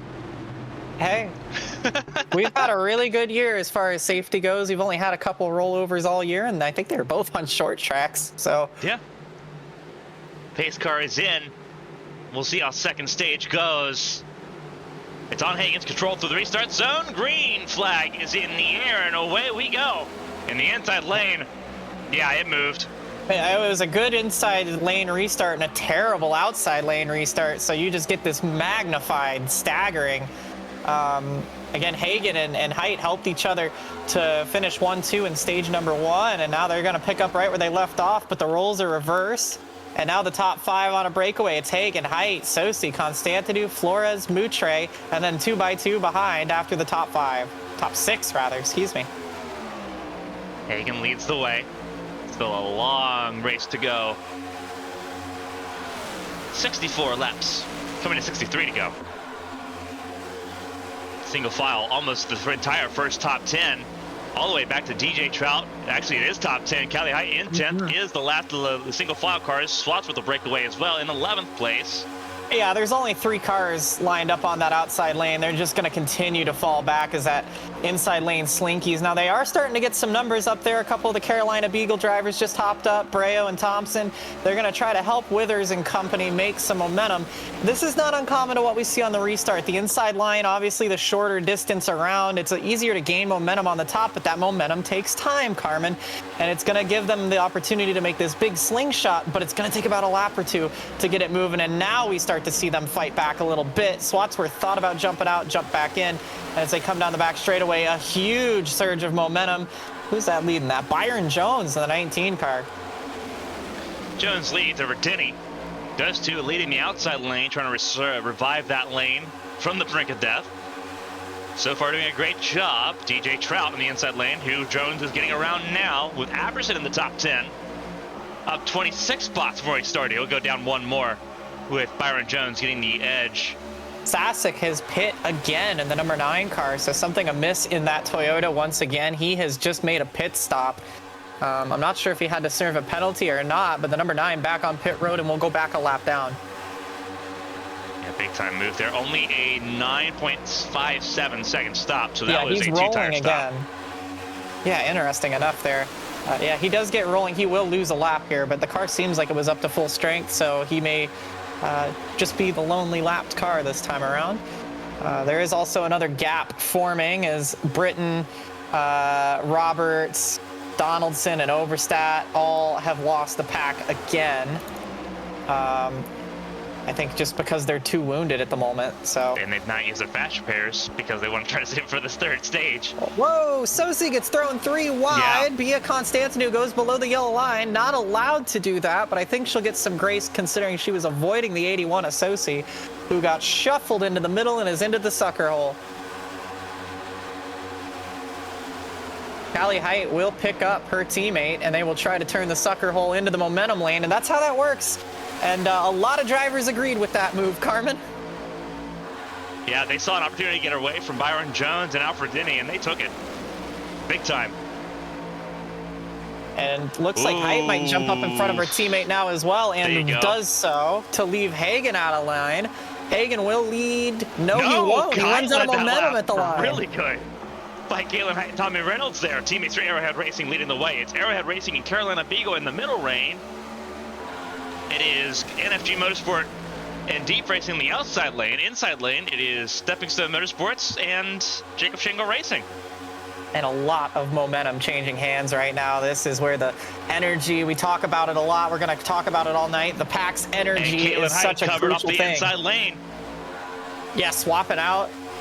Her and Hagen working together all day so far tonight. So we'll see if that continues. Selena Thompson leaves her teammate now to jump down to the inside. She would like to lead some laps. We've seen her up front before. She's put on some phenomenal stay where she was, performances. and her biting on that inside lane told Breo that he didn't want to stay back there. So Breo moves to help with Tommy Reynolds. Those two, a lot of experience together. Former teammates in the RX-8 Cup Series. But they'll run it back here at Talladega. Absolutely. You can see there Constantinu sitting in a great position as well, as she now sits in the third spot. The 99 of Elias Flores as well, as they're about to lap Elias Flores, his teammate, the number 9 of Eli Sasek, who probably won't move. Oh, it looks like he is going to move below the yellow line. Good sportsmanship there. Good call, Flores. They're 3 wide behind you. Get out of the way, son. Good sportsmanship. Now, he might lose the pack again because of that, so that's really good sportsmanship on his part. The only thing here for Sasek is that he's the only car a lap down again. So he can sort of lean on that a little bit. He may catch on to some of the stragglers at the end of the pack here as well, so I think he's going to be rewarded for his sportsmanship. That is the kind of, we talked about, you know, with Poznansky and the stuff at the start of the race, how that hurts your, ooh, we got a car on the wall, but we keep going, how that hurts your credibility. You know what gains everybody's favoritism? Move it out of the way. They will remember that. At least I do when I'm racing. Looking back from Tommy Reynolds, this is from the mirror, and it is busy. Cars scattering everywhere after the momentum died out on that outside line from drivers scraping the wall. Thompson and Rodriguez falling back quickly, and now it's single file for the first 10 cars once again. Here comes Poznansky to the back of Breo on that outside lane, though. He's going to try to make something happen yet again. But he is all over the back bumper of that 88. Nearly saw a repeat of what we saw earlier with the 88 getting turned in the tri-oval. And now they're 4 wide again as they try to sort themselves out. And once again, the 91 of Rodriguez smacks the wall into turn 1, but keeps it pointed in the right direction. Rodriguez is definitely not having a great race here. No. Second time we've seen that 91 in the wall. Oh, big move there on the outside. I think that was Wygent, but I'm not sure. That's Byron Jones. It's Byron Jones, and now they're 4 wide again. And Poznansky puts them both in the wall, and the caution's out again. Scott Poznansky has once again been involved. I don't think this is Poznansky's fault. He kind of threaded a gap again. We'll see, because it was a 4 wide situation that was developing. It's going to be quite the subjective, he did this, but... Well, no time like the present to look it up. Sosi, I know where Sosi lies. Quote, that was a dumb move by him. Even though Sosi followed him down there. Let's look here. So this is Breo in the 88, Poznansky in the 12. Yeah, Poznansky forces the move, he but just kind of slides good. In there. If Breo just tries side drafting, it doesn't work. Yeah, but the 12 moves up a bit too. I don't know. Does Poznansky move up because the net code from Breo's side drafting pulling him up? No, it's not from the net code. The cars do literally move when you push or when you get side drafted, and if he's gonna make a move to the middle like that, he knows he's in close quarters. He's gonna have to be ready for that. I also just think it's really early to be making those kind of moves again. I don't think this one's as egregious as the first lap, but we've had 3 cautions. The 12 car has been involved in every single one of them. You've got to use your head a little bit more. And he nearly turned the 88 car out of turn number 2. If you back this up a little further, he nearly hooks him out of 2 again. Yeah. So, and you see the 88 car, he's running his lane, and the 12 car is running a half a lane down. The worst place you can push is on the left-hand side. That's why the 88 gets all unstable. And he just decides, he just pushes him again, and then just decides he's going to go for it. And he moves up a bit, and he gets hooked for it. So I don't know. I just... Again, wondering why Deep Racing doesn't want him on their team. A pretty easy answer there. Yeah. And he's going to be getting up there in X's at this point now as well, as will Breo, because remember, Breo got turned down the straightaway earlier and smacked the wall, and now he's wrecked once again, and I I don't know. I just think the last thing you should be doing when you've already got everybody's eye on you is making moves like that and causing stuff like that. Whether it was, I think there's a little bit of fault on both people's hands in that one, but again, Carmen, we're on lap 40 of 94, and that was a move we would see about lap 92. For 20th, mind you, like it was like for 10th or 20th. It wasn't like it was to go to the lead. It just, there was no reason need to make that move. And you saw the momentum moving. Well, he probably didn't, but if you know how to plate race, you're looking in your mirror and seeing the momentum on the top and knowing you're going to get into that goofy situation anyway. It's just not time to make that move. It's just a bad deal all around, and that's the price you pay for it. You know what? This is sort of a shameless plug. HTL's got a ladder system now. Maybe some drivers can go down and learn some plate racing a little bit. We got some series on Tuesday and Friday. Yeah, I mean, I hate to harp on him so hard because we've seen Poznanski do great things, but I don't know. I don't know. Being 3 for 3 on cautions is a really bad omen. Yeah, and only one of them wasn't really his fault, but yeah, and that was the second one. That was the stage ender. Yeah, the first one was egregious. The second one was, I mean, that's Rodriguez. Yeah, it's kind of whatever, but that one I think is a bit less innocent, and I don't know. You just hate to see that happen regardless, where it's the same car every time, and it's balls and strikes, right? But we've seen him make some moves, try to get some momentum moving, make some things happen, but I think he's just I really think he's just pushing people wrong. We've seen him get people all kinds of sideways, and it just I mean, I wouldn't want to work with him. We've seen a lot of drivers decide not to work with him. So yeah, and it is, thought. And you'll think it's petty, but we'll see people. I've been in situations where you don't want to work with a guy so bad. If they get in your lane, you leave the lane, even if it means you go to the back. I'd rather be at the back of the field than be junked. And we already saw that. I think that one gif with the character walking around and the whole crowd just making a big circle around him, that's kind of what it's like to be Scott Poznanski right about now. Yeah. It's a rough time.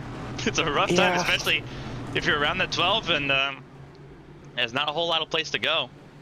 And it's kind of starting to be unfortunate for Hagen as well, because they have similar paint schemes.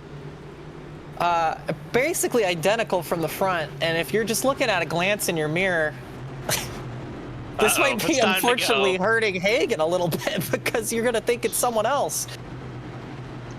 That's until you realize that one's at the front, one's not. Well, Poznanski's found his way up, so he is making, you know, all things considered, he's made some moves to the front. It's just, you know. It doesn't help that Hagen also doesn't have a great reputation either. That also doesn't help the situation at all.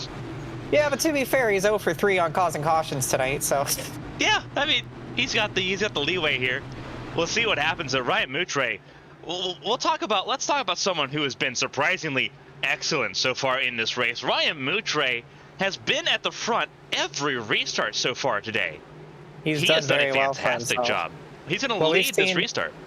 Yeah, and I'll let you take the call, but we've seen this bubbling from the last few races. It seems like he's getting stronger and stronger every plate race we do. He's always been on our short sheet for a spoiler to win these things. Still looking for his first win in the HTL Cup Series. He'll lead the field to green. We're back underway in stage 2. 19 laps to go in the stage. And in the midst of everything, should be worth noting, they will be able, or should be able rather, to make it on fuel easily from here. Yeah. So no more need for a green flag pit stop. And look at the 25, Blake Henderson, from a lap down to in the top 5. That is Constantinu off the nose of Carmen. Oh, incredible save from Bia Constantinu. Oh, and there goes Trout. Turned in front of Moutre. Hard into the inside wall. No caution yet because it's off the racing surface. But Moutre, as soon as we talked about him,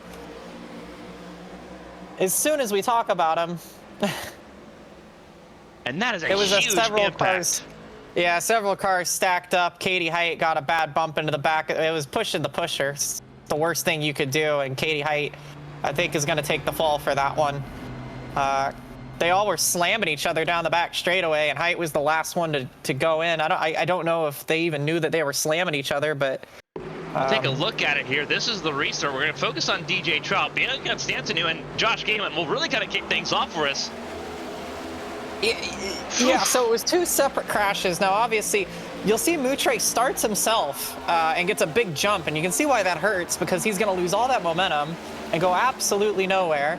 Also, don't worry, I still have my eye out of the commentary box while we watch this replay. Currently, Height is leading, despite kind of causing that wreck. So we're going to pause it here. Yeah, down the back straightaway now, it's going to be everybody kind of accordioning up. I assume that's what also happened to be a constant. Oh, you can see already how this one starts. They're already misaligned. Same thing we just saw with Poznanski earlier. And you can see how they're catching Moutre. It actually had nothing to do with that. Gaiman just was too low and hooked her.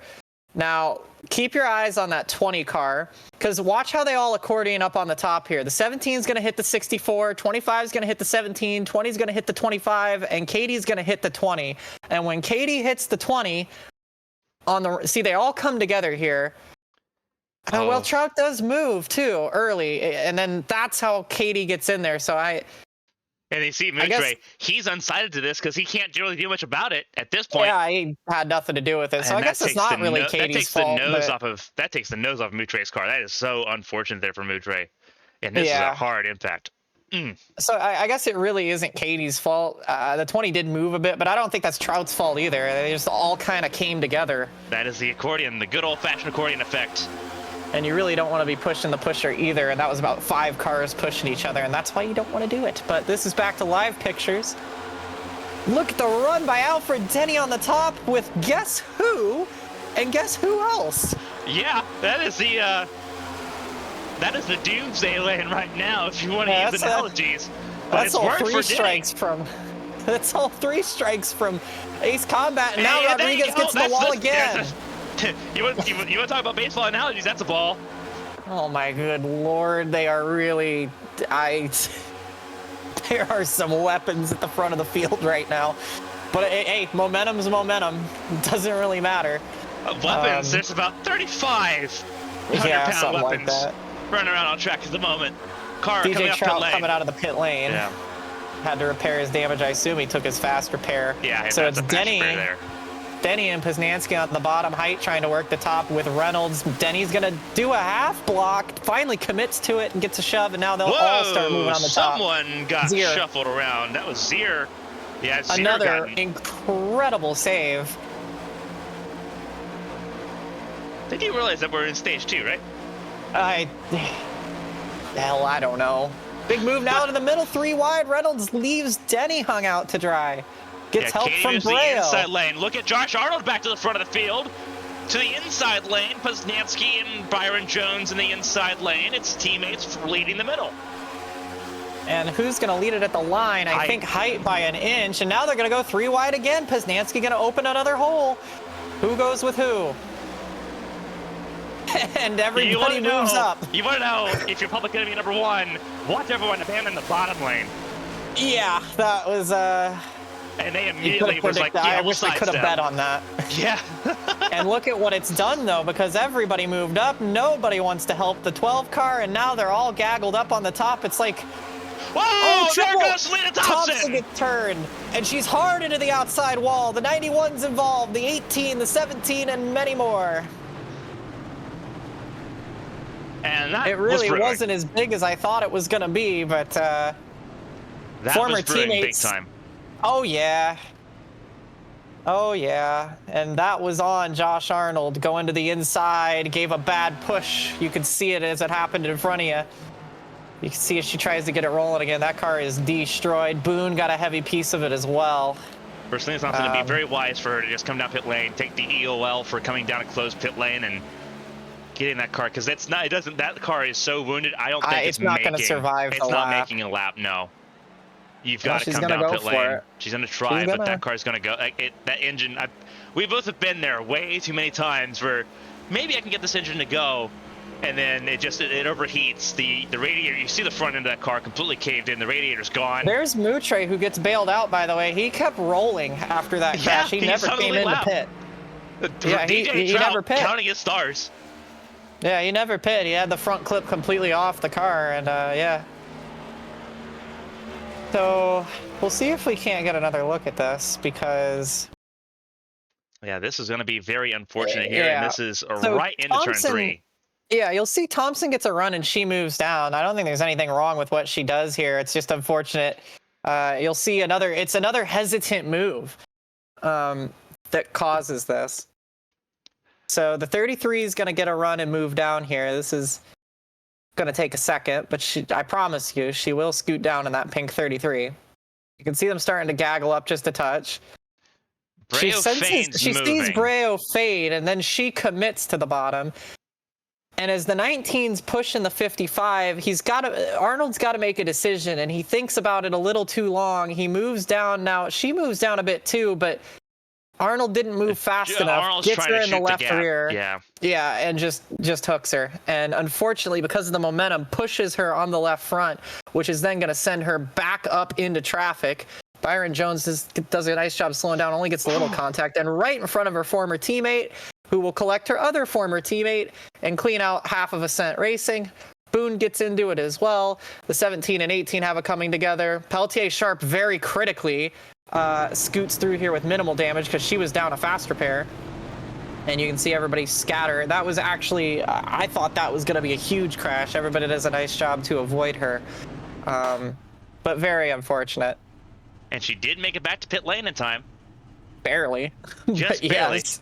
So she will actually stay on the lead lap for her troubles. But yeah, and that all precipitated when, petty or not, the entire field left the bottom lane just so that they could spite Scott Poznansky. But this is the first crash that he's not been a part of, so he's going to be thankful for that. One for 4, 25%. Let's go. Yeah. Yeah, I think that, again, just mistimed move. Bad. It is what it is. We're going to see more of that. A lot of people trying to shoot gas, and especially the closer we get to the ending of this race. We've crossed the halfway point. Yeah, they were racing so hard for no reason. It was it's entertaining to watch, but that's where you can't do that forever. We're about a couple more of those shooting the gap moments from Benny Hill theme playing. Yeah. I think the only time you're going to get racing like that and not have the big pileup is in the big Winstall 400-mile event we had a couple of weeks ago. But that had a process that had like 2 or 3 different qualifier attempts. It really was the best of the best there. So that's how you ended up with that kind of deal. Now, there are some drivers here that are very talented. It takes no slouch to know how talented the HTL field is, but you do have the rookies sprinkled in there, and you have some over-aggressive driving, and again, desperation too, because this is the last chance that a lot of these drivers will have a chance to win a race this year.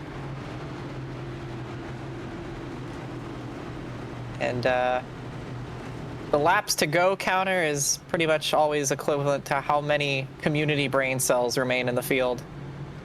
The number always gets lower, so but it's not been anything ridiculous. It's just been your average plate race, I guess. Which I guess for HTL standards. Yeah, for HTL standards is a bit below par for what they tend to do, but it seems like the Daytona races have been the winner this year, and Talladega has just kind of been there.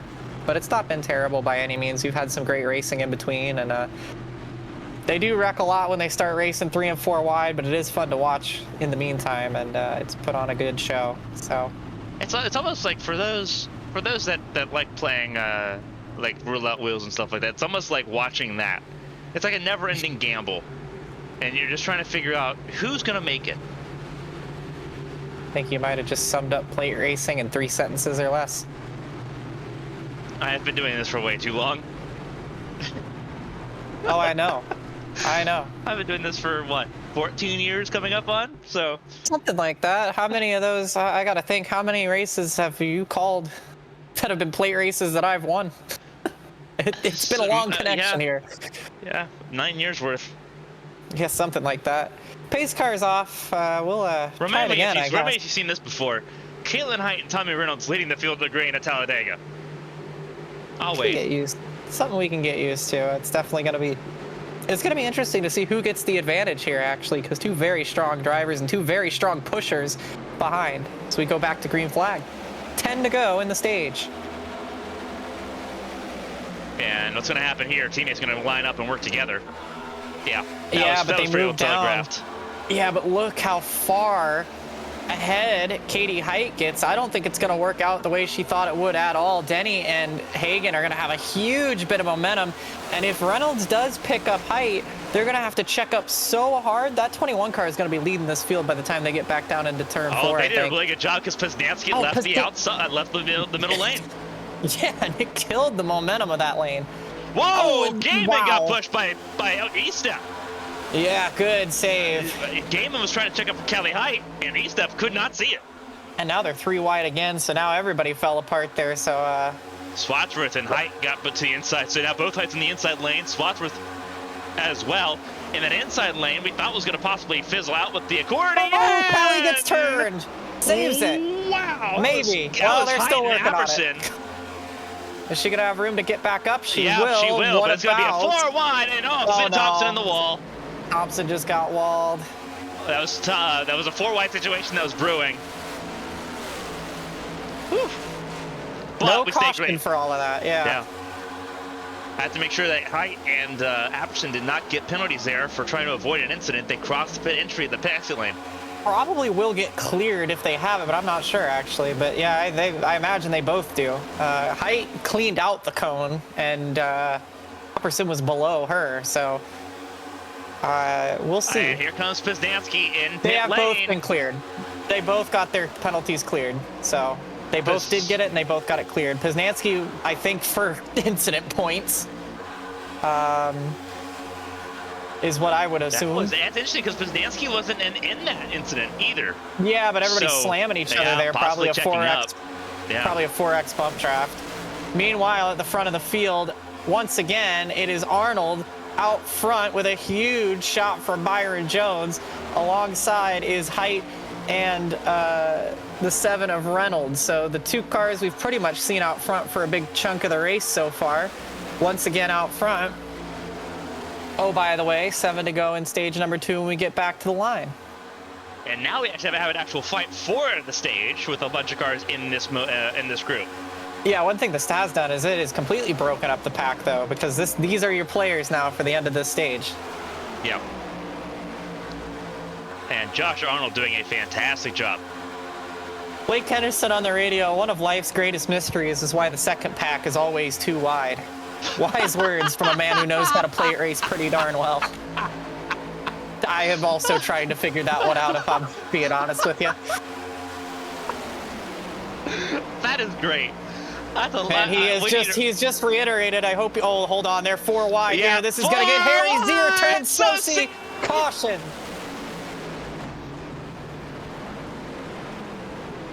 And it's Ryan Mootray, turned too. Again. Yeah, and Sosi. And that was a result of a very late block.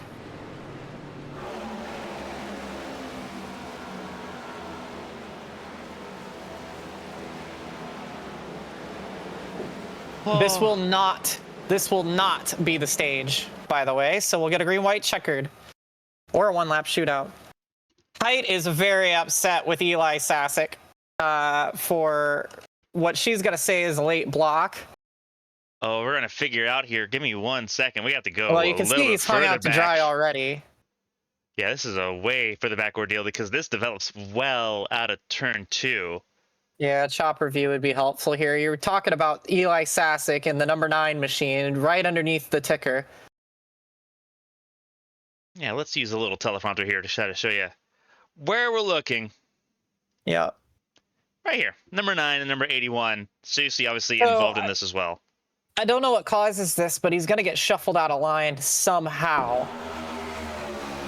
And let's see if it's because of a push or his own volition. They're all kind of squiggly down the back. Oh, he got pushed out of line. Yeah, bad push. Now he's got to make a decision. He tried to move back up, but then he's just indecisive. And then he makes such a late block that Katie and Reynolds have no room. I mean, they had to make a decision. That's another example of just inexperience and indecisiveness causing crashes. If he'd have committed to either lane, he would have been fine, but you'll literally watch his car wiggle between the lanes. He's panicking. He doesn't know what to do. He needed to make a move and commit to it, and he made the move way too late. And that's going to check everybody up. Lilac Zier has nowhere to go. Sosi was screwed from the start, and poor old Ryan Moutre gets collected for his trouble. Yeah, that's inexperience and indecisiveness. Pretty much the leading factor in every wreck we've seen thus far tonight.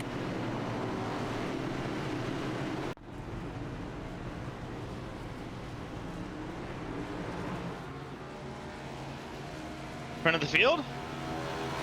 Yes, several Josh drivers Arnold. decided to pit critically here, so This it is will a track be position game. yes, because some drivers are going for the stage points and some drivers are thinking a little bit longer here. And it makes sense. Josh Arnold, who is sitting just above the cut line, needs all those points. Yeah, absolutely. And Katie Height, who Missed Darlington. So Yeah. As well as she Eli did win Sasek. stage one. She did win stage one. Sasek, despite that move, getting away with it. It seems like that's been kind of a key factor tonight, Carmen. I think every time someone's caused a wreck, they kind of got away with it, haven't they? Except for the first one, yeah, with Poznanski in it. Yeah, except for the Yeah, first but even one. then, he didn't get too much damage from it. He just kept on moving, so... Yeah, that's the thing about interesting. shooting gaps, though. When you're shooting a gap, typically it doesn't affect you as bad as it does everyone around you. Yeah, and that's why you got to play it safe until the last lap, because then if you do it on the last lap, you go, oh, that's just good plate racing. I tried to fill a hole. Yeah, And it's everybody like pulling a goes, pin on a grenade. yeah. It's the It's whom it may agreeable on the concern. last lap. Yeah, like pulling a pin on a grenade. It's to whom it may concern. It's not me, though. Pretty much. But again, on the last lap, that's the mentality we've accepted over the years. That's just how it is. Think Wreck it's 'em legal all. on the last lap. Yeah. Not sure why it's Uh, legal on the 94th, but not the first 93. Yeah, I agree, but these things happen. Yeah, I don't know. I don't know how I feel about that, but you know, plate We're racing's gonna plate have racing. several laps It's to go in this stage. Lights on the base car. We're gonna have three to go. 3 to go, so it'll be a green, white checkered. Pretty quick yellow there. I think we had everybody on the lead lap, so that's why we. We had one car. We had two cars off the lead lap. DJ Truck got free pass. So one car a lap down. That is Matthew Boone, who was involved in the fourth caution of the night. Nice crash, yeah. Well, I've got a pretty strong suspicion to think that they are not going to make it back to the flag the way they've been racing tonight. And What have you learned from the radio chatter? Everybody's pretty angry at everybody, and I don't blame them. I hope everyone realizes that Bristol's in like 3 weeks. Great. Hey, Zach, if you're watching this, I'm free in 3 weeks.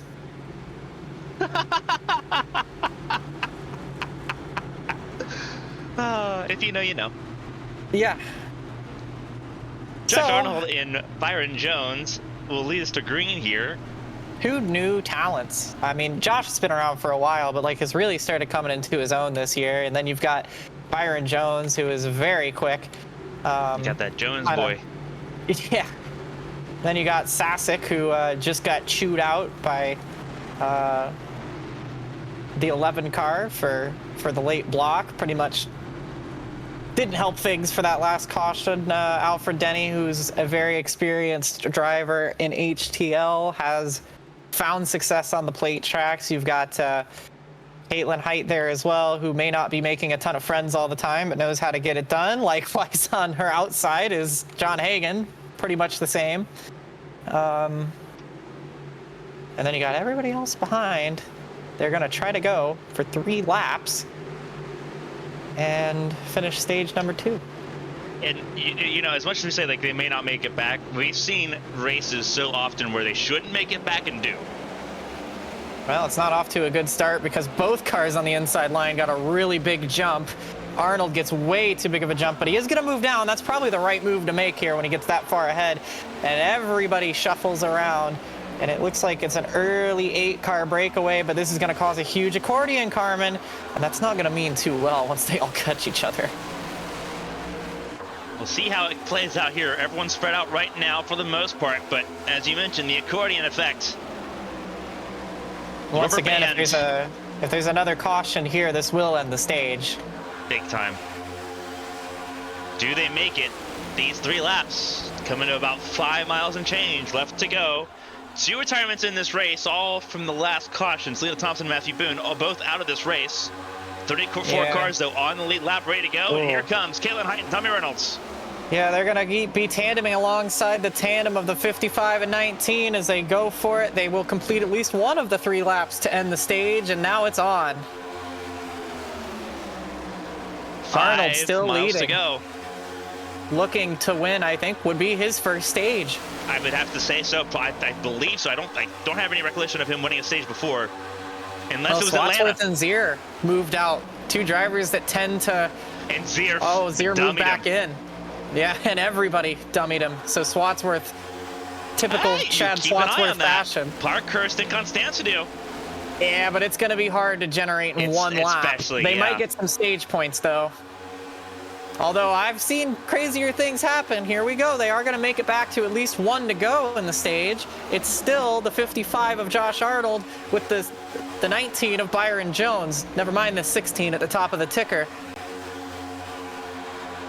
Final lap in stage number 2. See if those Arrowhead cars can line up and get some momentum.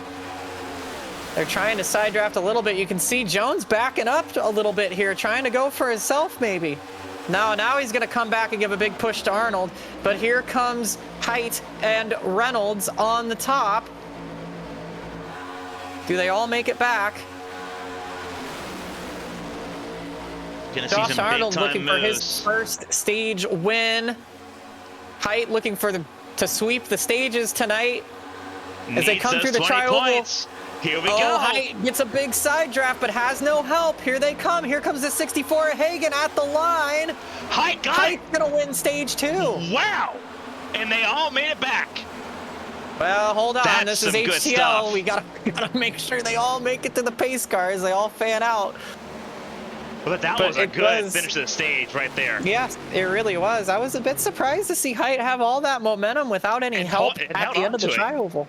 Yeah. That was so experience there. So much experience there, knowing when to side draft through the tri-oval, because it's bumpy there too. Very bumpy in that tri-oval, especially with Arnold running right below, along that yellow line. It's always the bumpiest on that small little strip. And Caitlin made sure he hit every bump. It's Height, Arnold, Reynolds, then Hagen and Jones. Then it's going to be Breo, Sasic, Denny. And then Zier, I think, just pipped Josh Gaiman at the line for what would be the final point. They both get the final point. So those are your 10 stage point winners. Yeah, but I believe they're waiting for the pace car to come to them? Yes, and they just said they're not clearing black flags if they pit before the pace car. The pace car is coming now through turn 4, so a bit of a red flag. Scattered because the pace car, that's odd. The way that pace car came out, because it was after the start finish line, well after the pit exit. Yeah. That's an interesting one. So we'll see how everyone comes in pit lane here. Obviously, everyone has to coordinate now to make sure they don't get a penalty for passing under caution. Yeah, it's a bit silly how that worked out, but yeah. And Gaiman was 9th, Zier was 10th. Peltier Sharp first one out. So Gaiman did get Zier at the line. They came across the line even. So yeah. So they all come in. This should be a fairly routine stop now because we got a crash, Carmen. We got one around. It is Zier has been either got turned or turned herself in pit lane. The number 50 is perpendicular, has got it back into her stall. Now, she got turned by the 13 of Peltier Sharp. And this is going to be a little bit clumsy. Well, Because Yeah. you can't Good turn it in avoidance there front by like that. Meredith. Yeah. Who still makes his box in the Yeah, meantime, too. That was... I didn't see in the slightest bit inconvenienced by that. Talk about a power park. Holy cow. Yeah, no, that's just, yeah. They came in, I almost saw that one coming because for whatever reason, when they were trying to sort themselves out, they came in side by side. Everybody had gotten single filed out except for the 13 and the 50 when they were coming into pit lane. Zier was trying to get to her box, but her box is about 3 or 4 stalls down from Pelletier Sharp, and I don't know if it looked like it was probably in Sharp's blind spot, but they both take a lot of position loss from that because they both missed their box. So yeah, unfortunate there. But that was a pretty low speed incident. Should be no harm, no foul as far as conditions of the cars go. Remember, Sharp does not have a fast repair remaining, so pretty critical that didn't hurt her. And look who's in the lead. He did not pit. These are drivers that pit on that caution before. Correct. So Poznansky, Kelly Height, Josh Susi, and Nathan Lehman are all drivers that... Breo as well, and hey, DJ Trout, who took a wild ride down the back straightaway earlier, is now finding himself in the top 10 on this restart with Casey Wygent, who's back now as well with Hagen and Sasek. So Breo actually did pit. He's the first one that exited pit lane on 61. There you go. So he is the first one that made it out. Won that race off pit lane. Trout and Wygent, they did not pit on this pit stop. They pit on lap 56, but because they were so far behind, they did not beat Breo out of pit lane. As a result of everybody waiting for the pace car and all that. So yep. There you go. So Scott Poznansky, the man who everybody knows about his rap sheet tonight, will be at the front of the field alongside Callie Height.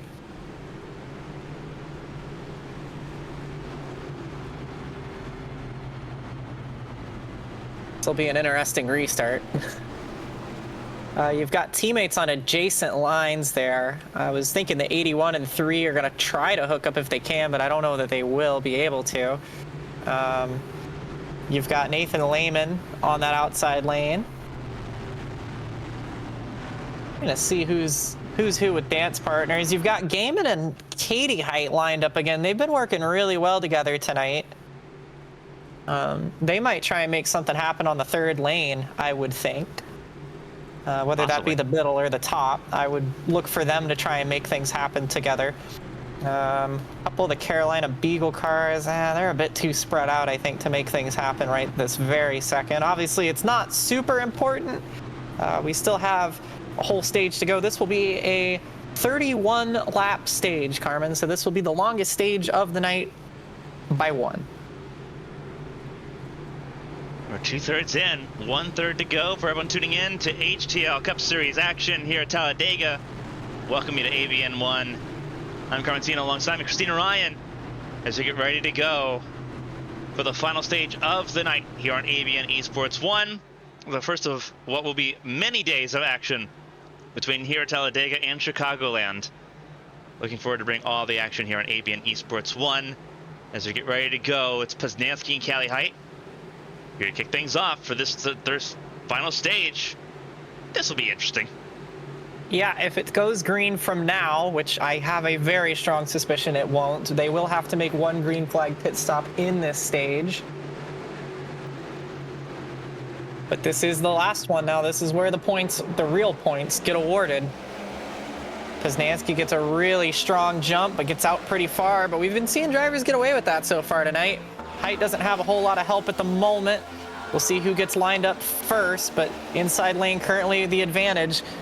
Sosi trying to push Poznansky, but look at how uniform that outside line got lined up. Look for the 3 of Callie Height to make some big momentum down the back straightaway once those cars unwind from the banking. And it's Nathan Lehman following but behind. Yeah, so an unlikely pairing, but here they are. But Sosi pushing that 12 car very hard, finding that momentum down into turn number 3. Now it's the shorter way around. We'll see if they can get more momentum. There's Breo there as well. He's doing an excellent job as that 3rd car in lane. You want to get as close as you can without pushing that pusher to really get the momentum moving, and that's what's won them this battle as they come across the line. Poznansky leads Height in a new scenario here. Once again, we saw her leading that second pack earlier, but now she's trying to be the Pied Piper. It's very hard to pull that off.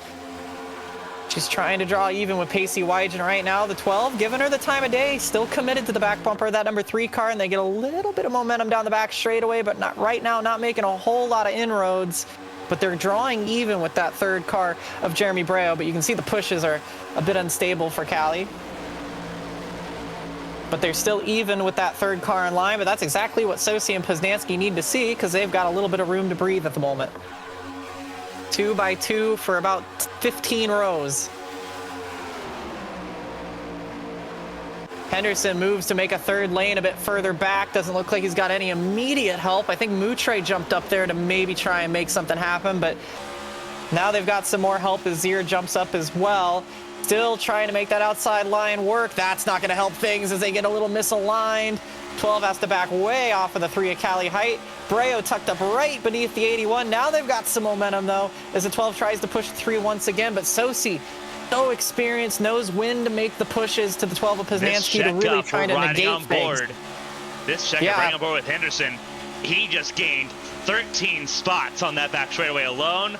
And counting, because now he side drafts the 12. It's going to pull him off of Callie Height. He's going to go all the way to the lead. In one lap, he found some friends. He found some help. He's blinking a bit, so that's going to hurt him. But it looks like he may get away with leading the lap here at the line. I think the blink hurt him, but he's off the front. Yeah, Poznansky led the lap. 3 wide and 10 rows now. Yeah, he was going to lead that lap had he not blinked. Unfortunately, that killed his momentum, but he's here with a vengeance. It is Apperson right behind Ryan Moutre, who is out of a faster pair, pushing Henderson, who was a lap down after the first caution. The teammates 1, 2, 3 in that outside lane, all Tombstone cars. That's why they were able to get pulled up together. All 3 of them got lined up together, and they went for it. And we talk about teamwork. When teamwork is on, it is a dangerous fast, especially with the 3 drivers that are most comfortable in this scenario. Yeah, they're going to make some stuff like that work. And for Zier and for Rodriguez, a little bit of bonus there. Yeah, and you can see everybody was trying to bail from that third lane. They got almost 4 wide there. Moutre scrapes the wall off into turn 1. Everybody scatters and they bounce off one another. That was Gaiman and Denny that get together really hard, and now it's really unstable here in the middle part of the pack as it's starting to unravel a bit. Everybody trying to find a lane. And now Henderson moves down to the middle. Poznansky still leading as it stands, though, because Sosi has really been doing a good job on those pushes to defend. It is very important, not just how you push, but where you push. And I can't believe they didn't wad it up there the way that they were getting all kinds of unraveled. You can see the pack starting to separate a bit. They're still 3 wide in some areas. Henderson moves. Sosi tried to cut off the line there with Henderson, and Henderson was not about to fall in line behind Sosi. Henderson wants the lead of this race. He'll get it this time. He's had a horrible season, an absolute nightmare of a year. This is his last realistic chance to win a race. He would love to do it and at least end his season on a high note. He currently leads with Moutre. He stays to help with his teammate. And now Breo's going to have to push Poznansky. We know Breo can push very well, but how well can he push the 12? It seems to me like Sosi's the only one who figured out how to push that 12 car.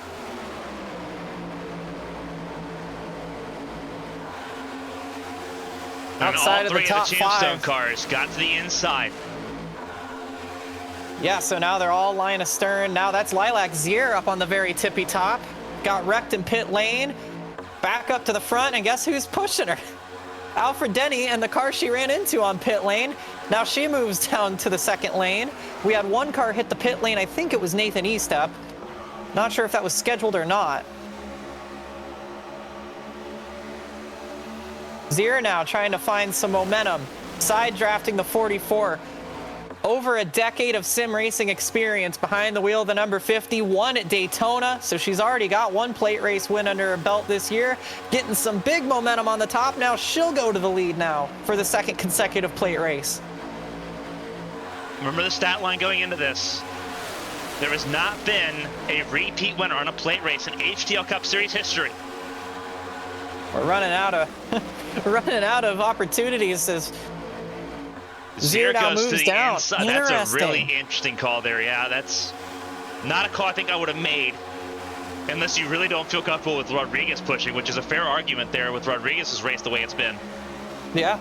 But you just moved out of the way for 3 Toyotas. Obviously, the Arrowhead car's going to try to ditch Rodriguez as soon as possible.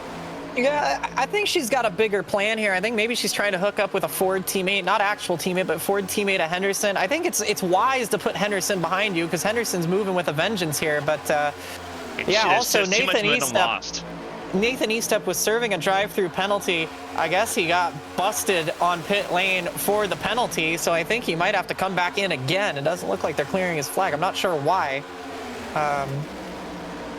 He's pleading with the field here. He has got his flag cleared now, so he will be okay, but that's why he came in the pit lane, the number 94 machine. He had too many incident points.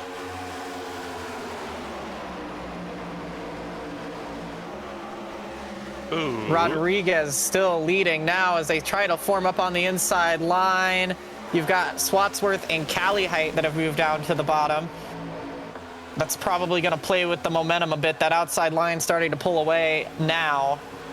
And keep an eye on that middle lane, that main lane that's going right now.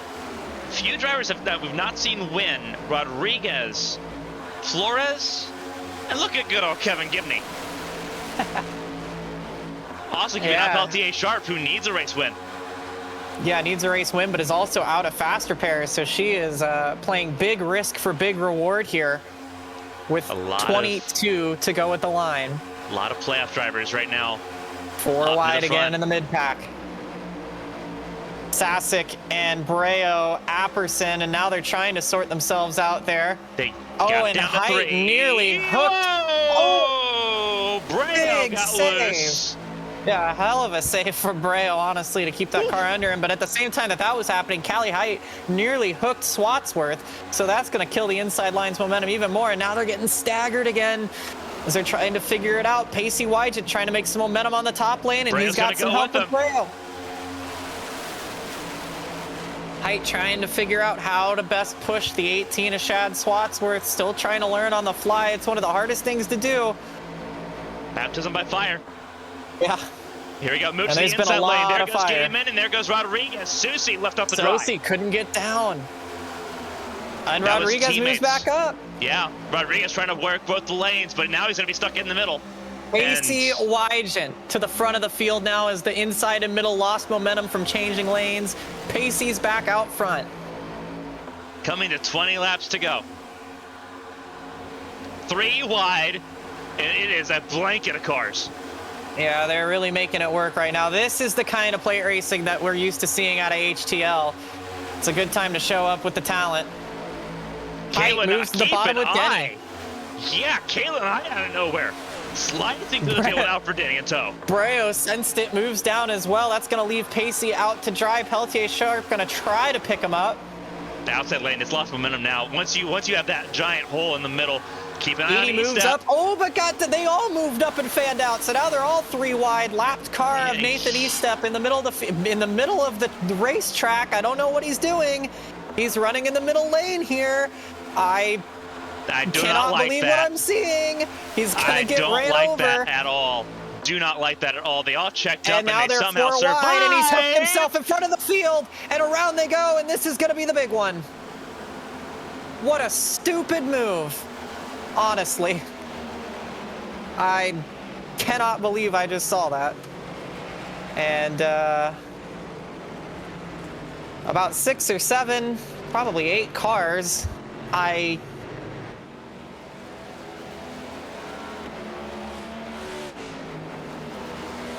Gaiman was the one who hooked him, but why on earth A-Step was in the middle of the pack? That's about the least amount of sportsmanship you can have, and that's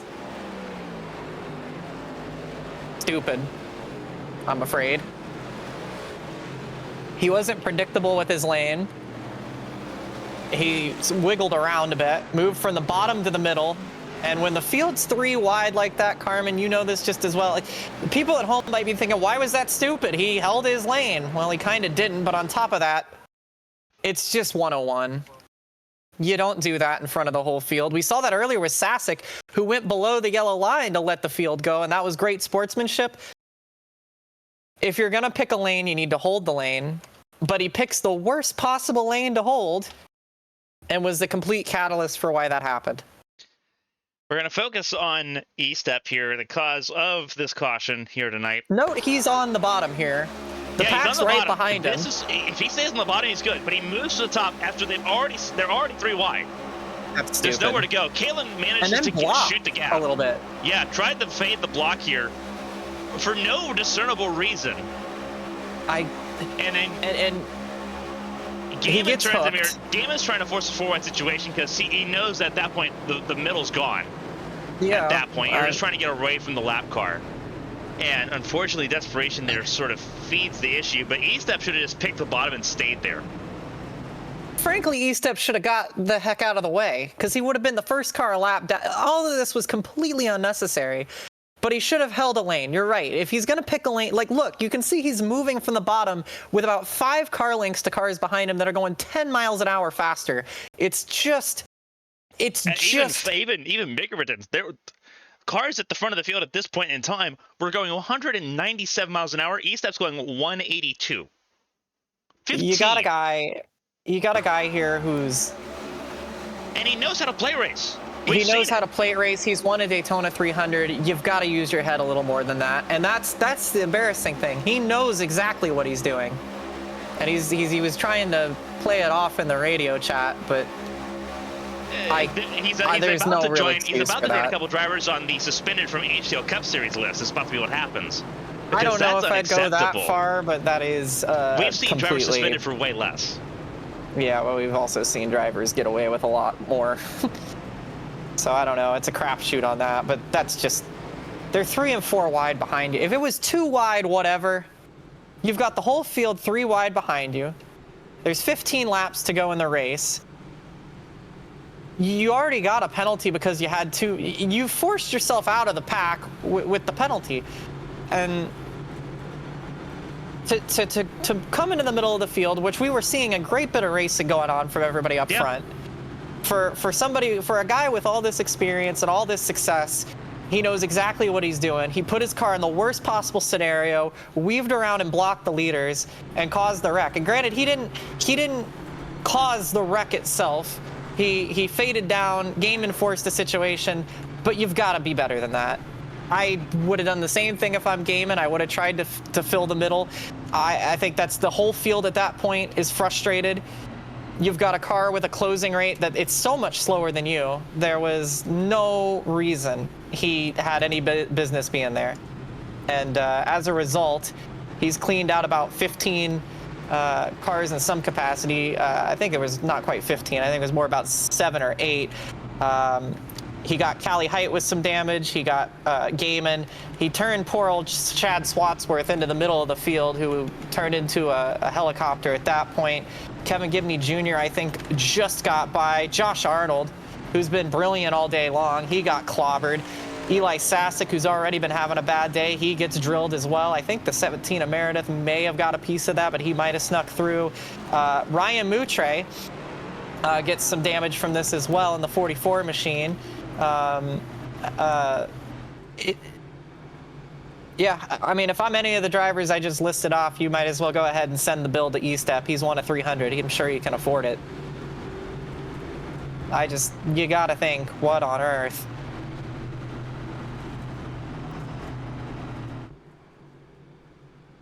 It's just not smart.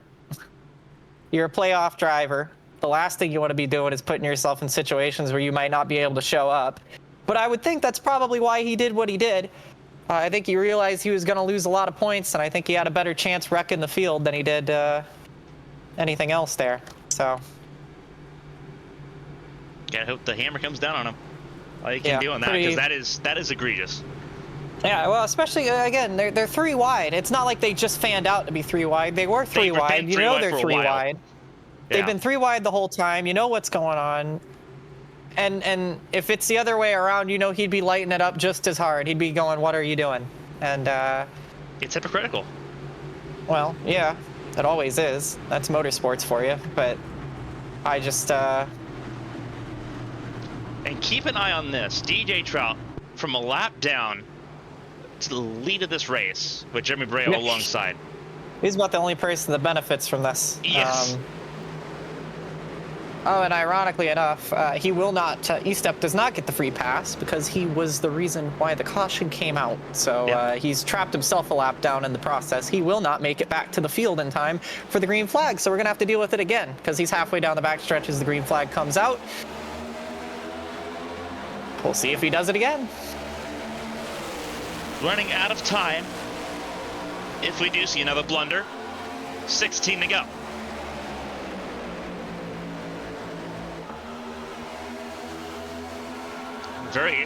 Very good restart there by both lanes.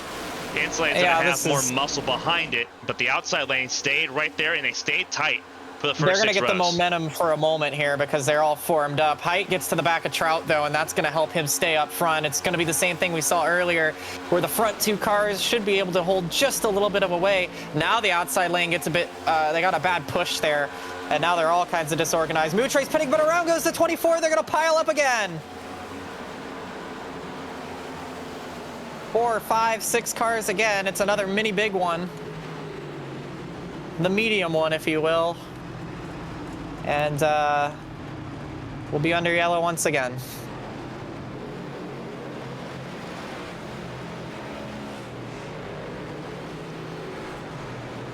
And I think this one's on Rodriguez again, I'm afraid.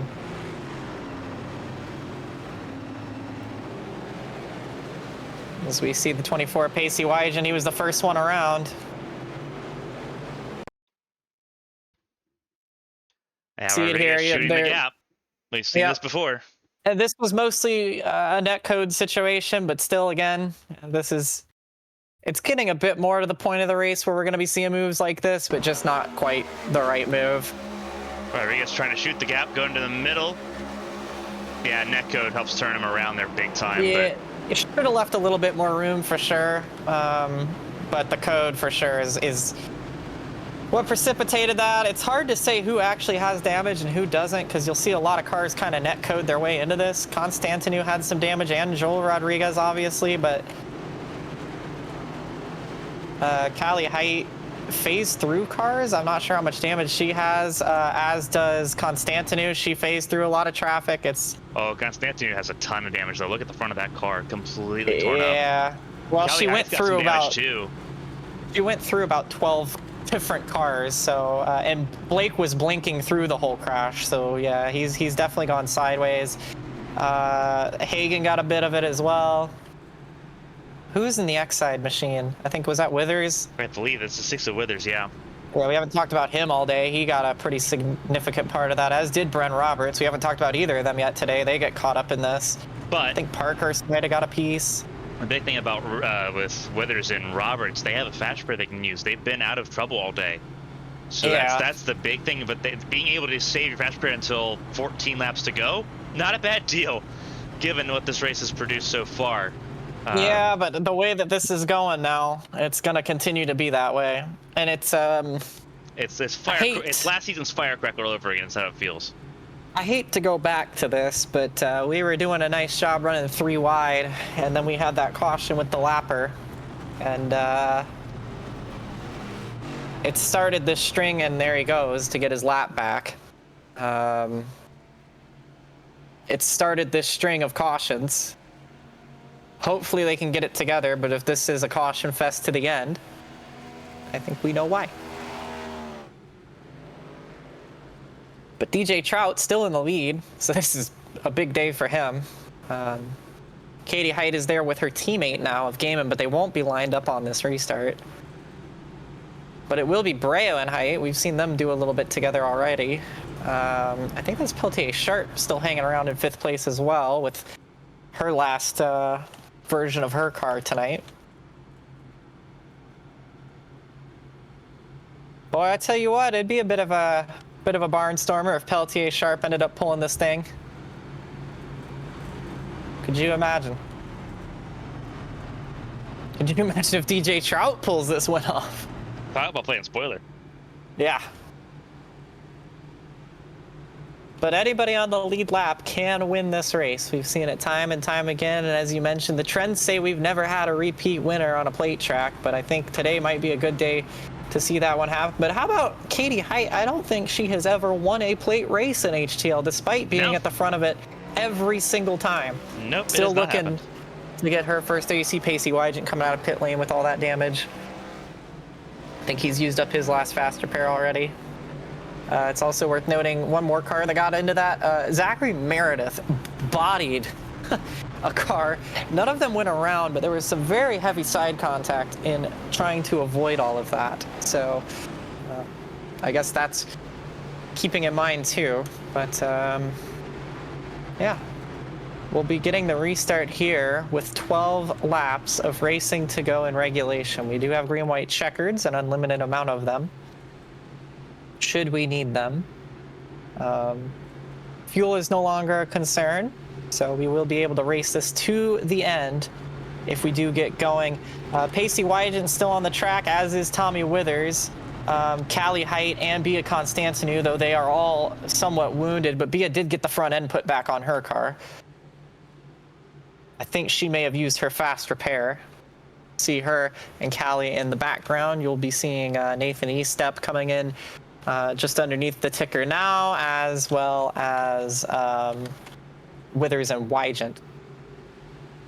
And that will give us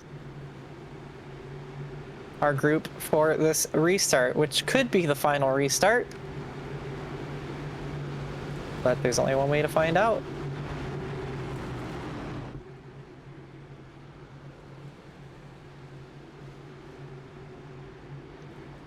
Trout, Height, Gaiman, Breo, Peltier, Sharp, Susie, Overstep, and Flores round up the top 8. Reynolds and Henderson top 10 on this restart, coming to 12 laps to go.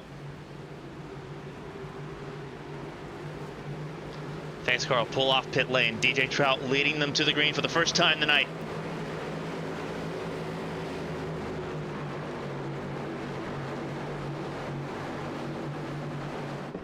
Field's looking very fanned out behind the first 10 cars. It's going to be a big accordion here as we go back to green flag racing once again. Trout leads the way.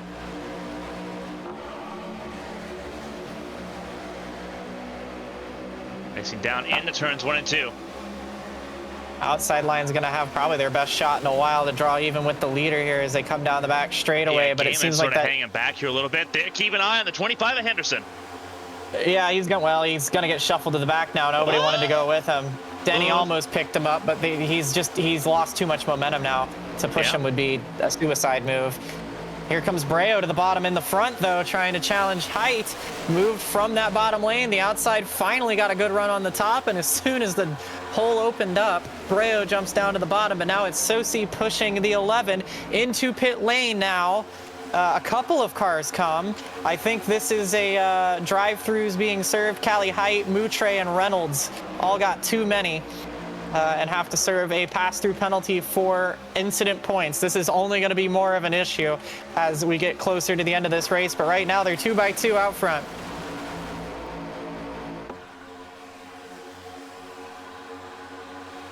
Drivers moving and jockeying for position all the way through the field here. Down the back straightaway, coming to 10 laps to go. It's Height and Susie on the outside lane, Breo and Trout on the inside.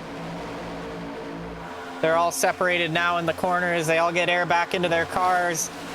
Sosi now back to the 11's back bumper. Katie Height has won both stages tonight, but has not been able to close out a plate race in HTL. She's had great success in just about every other league and winning on these kind of races. She's got a good points haul regardless, but three wide now. Denny and Parkhurst on the outside lane with Hagan and Rodriguez in tow. Then there's Henderson and Apperson. I think we're back to where we were before. Here comes Susie in front of Denny, and it sets the entire lane up. Yeah, but what a move. He was, you know what that was? No hesitation. It was decisive. It was a late move, but he made the move and it stuck. Everyone survived. That's the thing we have not seen. Obviously, a lot of the rookies could not do that. Susie, not a rookie. To be frank, it was ballsy, but that's how that works. And he's got big momentum. That middle lane nearly died on the spot. Parkhurst now moves to that middle lane. Now all He's the way gonna to the go bottom to all the pick up way. Brayo. Again, And now all the Toyotas scramble in the middle. again, we have not had a repeat plate race winner in HTL competition through 4 seasons. This is the last plate race of season 4. Does that trend continue? We have a couple of first-time potential winners on a plate track leading 2 of the lanes, but not the ones leading the race. Yeah, we've got the Daytona 300 winner associated out front. Here comes Rodriguez. He's made a couple clumsy moves tonight, but he still has a whole lot of talent. We've seen it all year. Outside all lane. Could be forgiven if you're in victory lane. Absolutely. The winners write the stories. Here comes Denny. Denny moves all the way to the bottom now to pick up Parkhurst. And Rodriguez gets a big shove from Katie Height, but are they going to get enough momentum? Parker's going to slam the 21 of Denny now. Denny 8 to go. Longest winless drought in HTL Cup Series competition history. Has never won. Is the longest tenured driver without a win in this series. To the front now with Parkhurst in tow and Brayo tight behind. Inside lane. 3 drivers that have not won in this series. Inside and middle lanes. Yeah, Hagen gave a bad push to Sosi, and they about hooked each other, but they keep it pointed in the right direction. Inside lane. 3 cars breaking away. Yeah, they're all 3 wide. They're all losing momentum. They're all staggered. You see Height now moves to the bottom lane. Gets behind Trout. Rodriguez, middle lane, continues to flounder. Outside lane, no longer the strongest lane. Big run from the 20 and the 11. Sorry to cut you off, but they've got a huge run. Brayo tried to anticipate it, moves to the middle, now can't get to the top. He goes into the sucker hole. They fed him a dummy. We've seen it a couple times already, but now there's Pusnansky in the 12. You want to talk about the troublemaker, and he's going to try. And they somehow keep it pointed, but keep an eye on it. 4 wide, 2 rows. Yeah, they're still going to be staggered. This is going to really hurt the energy of the pack. Pusnansky's stuck in the middle, 4 wide with Brayo. They're all going to draw even, and Rodriguez on the very top. This is a really sketchy group to be 4 with. They're starting to figure it out. No one's lifting. That is the important aspect. Here comes Swatsworth and Rozier, and now oh my God, Brayo gets clear. Back to 3. Yeah, that was really good heads up from everybody. Now back at the front, Parker's getting shoved with all he's worth on that bottom lane by DJ Trout. It's Arrowhead 1-2 at the front on the outside. Sosi and Hagen just behind as well, though, too. Parker's going to get a huge run from DJ Trout, who we can't say enough about in this back stands of this race. He's putting on a show.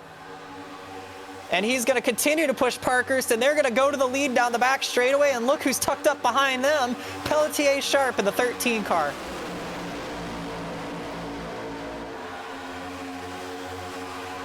Five to go if they make it back to the line. Here's Steven Overstedt. Haven't talked about him all day long. He's in the inside lane, running 4th. Trout moves to the outside of Parkhurst. He couldn't push any longer.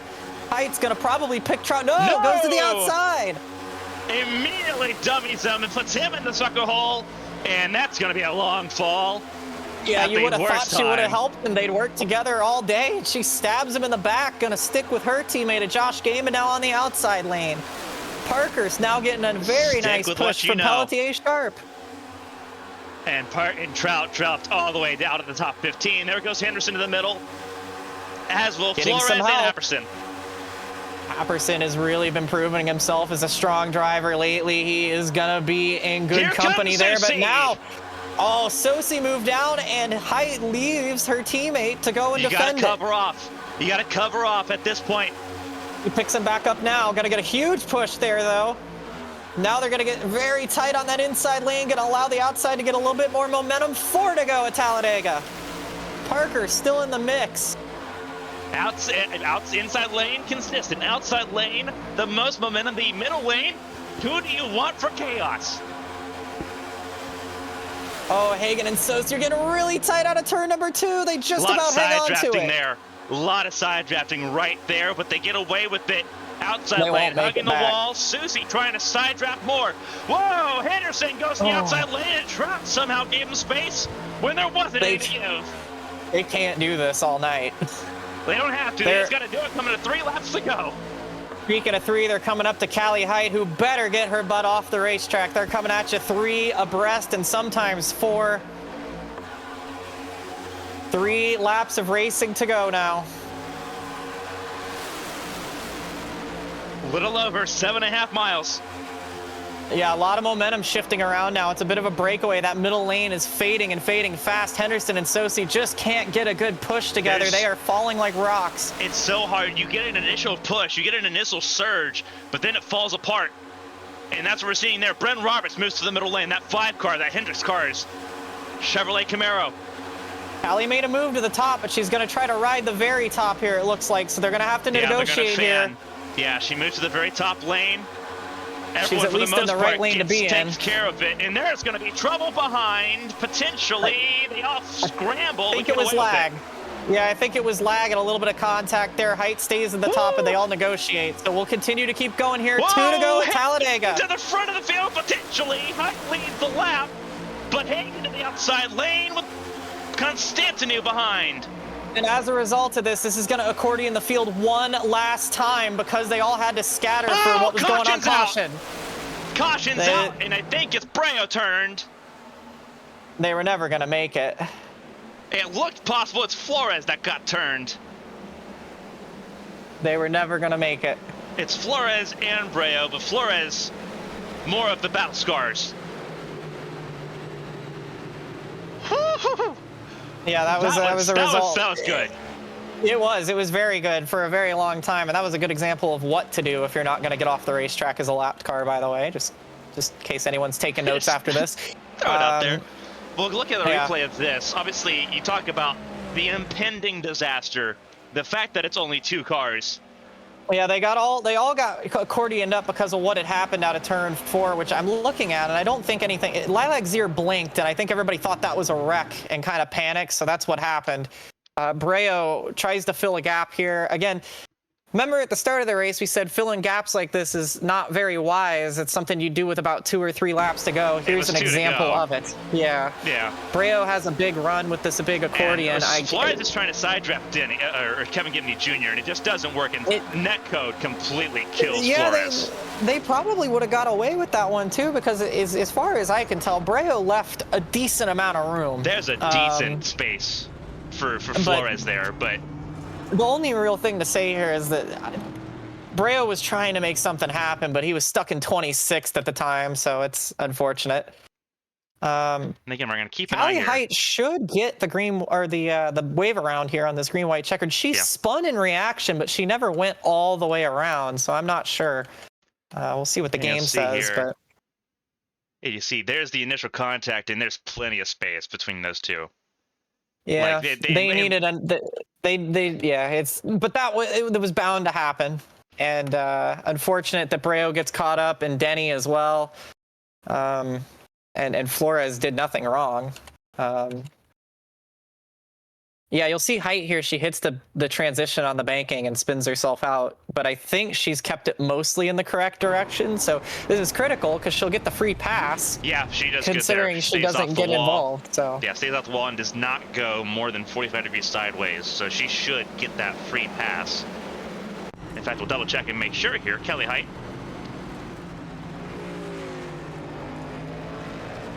Is going to get that free pass, absolutely. Around should go on the outside lane. Callie Height, free pass. Is this the final free pass of the race? And chances are yes, because she's the only car lap down. Yeah. So there's the answer to the question. So one Height gets her lap back. The other Height back out front with John Hagen, Josh Kamen, and Joel Rodriguez. This is going to be a hectic lineup for what could be the final restart. Again, as many attempts as we need to get it done. They needed to go another half a mile, but they just couldn't quite make it. So this is going to be very critical. Caitlin Height and Josh Kamen are going to work together no matter what here. John Hagen's going to be on the outside lane with Joe Rodriguez, who have worked together a decent amount tonight already. So not going to be unfamiliar situations here going forward. Constantino on the inside lane behind Gaiman, with Parkhurst and Pelletier Sharp rounding up the top 10 in the inside lane. Outside lane is going to end up being Hagen, Rodriguez, Roberts, Trout, and Henderson in the top 10. single driver on the lead lap could walk away with the win of this thing. We've seen it all day long. And there's 33 of them. Drivers surge from the front to the back in a matter of laps. We saw Denny, who was leading just a couple laps ago, was all the way at the back of the field when that wreck happened, with Breo, who also was at the front of the field just a few laps before the wreck. So it's going to get crazy. I wouldn't be surprised if we wadded up again, but we made it all the way down to that final stanza. So we'll see what happens here.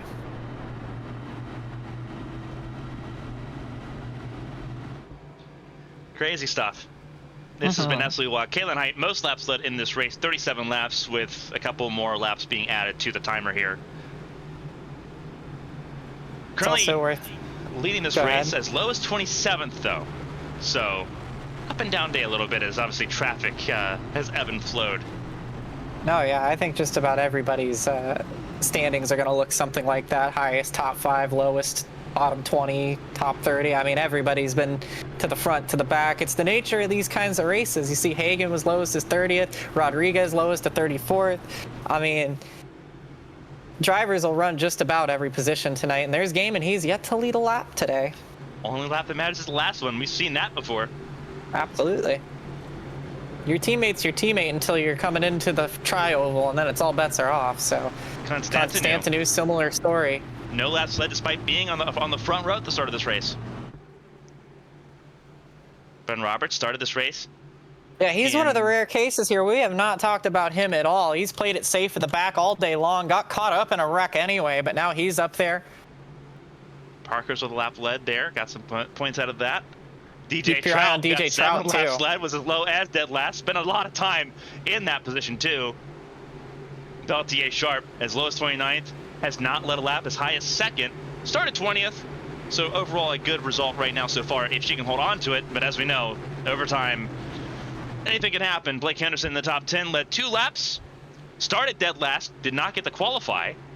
So he has gained a lot. And whoa, Sasek and Susie, a little bit of brake testing outside the top 10 they're trying to get Nancy. You can tell. I would be surprised if we see some shenanigans. It's kind of green-white checkered here, but I will say this much: the talent has shown up at the end of this race. It was a bit shaky to start, but we're in for a grandstand finish one way or another, Carmen.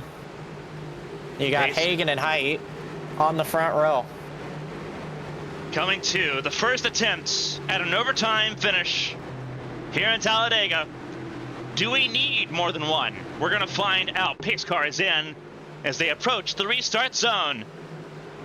It's overtime in Talladega. Green flag is in the air, and away we go. And not a tidy restart by the teammates on the inside lane. No, it really wasn't. But again, that inside lane's been so dominant anyway. As long as they can get hooked up, they should be able to hang on. And it's really disorganized. It's about the top 7 that break away. And the There's going to be a big accordion. Got the momentum. Keep an eye. There goes Constantino in front of Hagan, looking for her first oval win. It was a great move, but she didn't have a whole lot of help, but it doesn't matter. Look at the outside lane. Look at Bren Roberts. Constantinu leads. Roberts now to the middle, though. Not any help. Rodriguez, Henderson in the middle as well, but they're spaced. Coming out of turn 4, they got to get to the line to see the white flag. Next flag ends the race after that. Through the tri-oval. They come through the tri-oval. The elongated run. This is it. 1 lap to go, presented by Anderson Graphics in Talladega. Do they make it back? Does Height hold on? Does Gaiman get selfish? Gaiman's not in the championship hunt anymore. Height is. Absolutely, this is a big ordeal. Keep an eye on Mark Parker's caution or wreck behind. No caution. They're going to keep it green, and I believe that's Tommy Reynolds. Constantinu has a big run, a huge push from Josh. From John Hagan. Josh Gaiman backing up a bit here, leaves Height out. I'm not sure if that was intentional or not. Here comes Constantinu with a huge run. The 96 gets back to the 11, though. They're going to be drag racing to the line. Constantinu with the advantage, but the shortest way around on the inside. Kraft behind. This is for the win at Talladega. Constantinu gets it. What a brilliant drive from Bia Constantinu, and she will get her first win on the oval. One of the hottest talents one of the younger drivers, one of the youngest in the league. And she wins again, but she does it this time on the oval, and what a fantastic way to do it. She made her move perfectly. She made it stick, and she just won Talladega. How about that? And a huge kudos she's going to have to John Hagan, who gave her that shove. They got disconnected on the bottom, and once again, Katie Height gets snubbed of a win, but she still gets a good finish. But Bia Constantinou, what can you say? You put her into any race car. She was fast as soon as she showed up, but she took a lot of hard lessons, had to learn a lot. She's applied all of that, and the Romanian driver is going to take the checkered flag here and continue the trend of no repeat winners on ovals, or on the plate tracks rather, in HTL's 4 seasons of racing. Bia Constantinou, checkered flag. It's not her first win of her career, but it's her first win on an oval, and what a fantastic way to do it. It was a clean finish, Carmen. It was a fantastic move. And in Josh Gayman's old car. Yeah, that was a big one too. Bianca Constantinou, race winner here at Talladega. 3rd win of the season. She joins the 3 Winners Club with Kaylin Height and Josh Soucy. That's a good company to be in. Absolutely. And it was Height, I think, who ends up actually in 3rd position. Yeah. Because Hagan just snubbed her at the line, as did Bren Roberts on Gayman. It was Parkhurst behind for 6th position. Henderson gets a solid 7th. Then Rodriguez, and I think it was Zier over Apperson, but they all came across the line in such a gaggle. There was also quite a heavy wreck behind. Tommy Withers took a hellacious slam as they were coming across the stripe. The safety crews are with him now in the number 6 machine, as he took a hard hit and got hit a couple times in traffic. But Bia still burning it down, and well-deserved. A fantastic effort. I mean, she made her move perfect. She made it when she needed to, and she got herself out front, and that kid is going places. There's not a single doubt in my mind. One of the most talented drivers in the entire field. The way that she learns what she wants to do is so impressive. You could put her in any car and give her enough time, and she will find victory lane. The way she drives these cars on the road courses is nothing short of phenomenal. She struggled for quite a bit on the ovals, but seemed to be getting better and better every week. And here's proof of it here. And it wasn't just a fluke. It wasn't everybody wrecking. She just beat some of the best plate racers in HTL to get it done. Take a bow. Phenomenal stuff. Phenomenal stuff here. Bianca Constantinou, race winner, and moving on to the round of 8. Joining Brandon Proudfoot, being locked in. And a race that is going to Chicagoland next week is going to be a very important race. This race obviously flipped things upside down, but crazy stuff. We'll talk firstly to Kaylin Height. This was a wild race for Katie. Obviously, once again, just denied just a little bit. 3rd place at Daytona and 3rd place here tonight. Katie, this is Carmen from the ABN booth. You got a copy? Yeah, I got ya. What a race. What a finish. Obviously, this is another situation. You're very familiar with this. Leading on the last lap, and then something happens, and you end up on the podium, but not on the top step. Walk us through this race. Dominated this race with Josh Gayman in tow, or with Tommy Rhodes in tow. It was a team effort there at the front of the field, but walk us through this race, and obviously how that last restart panned out for you. Oh yeah, it was, I cannot say enough about the Arrowhead teammates tonight. Josh, Tommy, Shad, we really had this race locked down when we were all together. Yeah, that's really where all the credit was, and we had such a strong sort of race package there, and just really helping each other out. We all knew the assignment. We all knew how to really control everything. Just the last restart, I was Josh was giving me the best pushes, and it just, I was hoping that, if both of us were clear through the center of 3 and 4, we would have had it coming to the line. But yeah, just side draft is way too strong, and if I would have moved up to throw a block, I would have been driven around or driven through. It's just one of those things where it's like the luck of the draw, because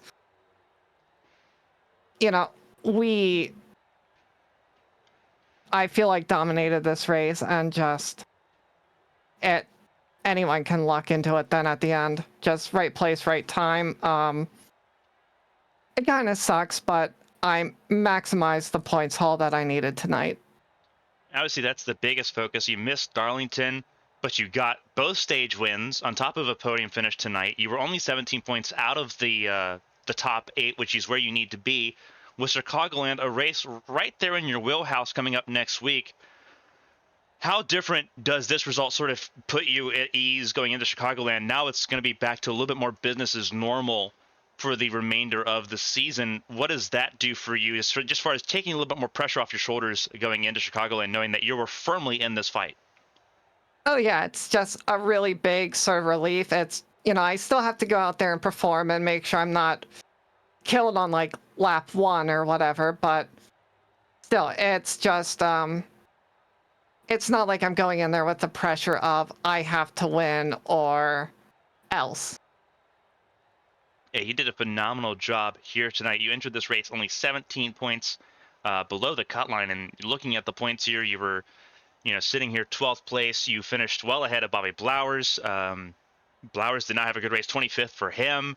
Peltier Sharp finished 13th, so you gained a good haul on Peltier Sharp. Sasic did not have a great race either. Sasic was 14th. Those are a lot of drivers that were in and around you in this haul, and you've cleared them by multiple points just in the results there as well, on top of the stage points. Can't wait to see how those update. So firmly in that conversation with Chicagoland up next. We know you're able to go out and win and put yourself into the next round. But before we let you guys sort of get ready for that next week, obviously that's the biggest target coming up here in 7 days' time. If there's anyone who should out and say thank you, Katie, the floor is yours. You did a phenomenal job tonight. Most laps led, so you get some bonus points there as well. Again, you talk about maximizing points. Can't get a whole lot better than what you had tonight. Yeah, just really want to thank, everyone in the Arrowhead organization for all the great work tonight. Like I said, we really worked well together. Want to thank you and Kristina up in the booth. Hi, Chrissy, for putting on another great broadcast. HTL admins for their work behind the scenes. And yeah, it's everyone in chat. Thanks for all the support to the ABN group. And the Ghost of Dale, because he was really riding with me during that race. So finished 3 for Dale, I guess. A phenomenal job here at Talladega for Caitlin Height. From 17 points out of the cut line to firmly in that fight with 1 race to go in the round of 12. Katie, obviously enjoy the podium, and obviously 1 more race to get it done in Chicagoland next week. Enjoy it. Okay, thank you.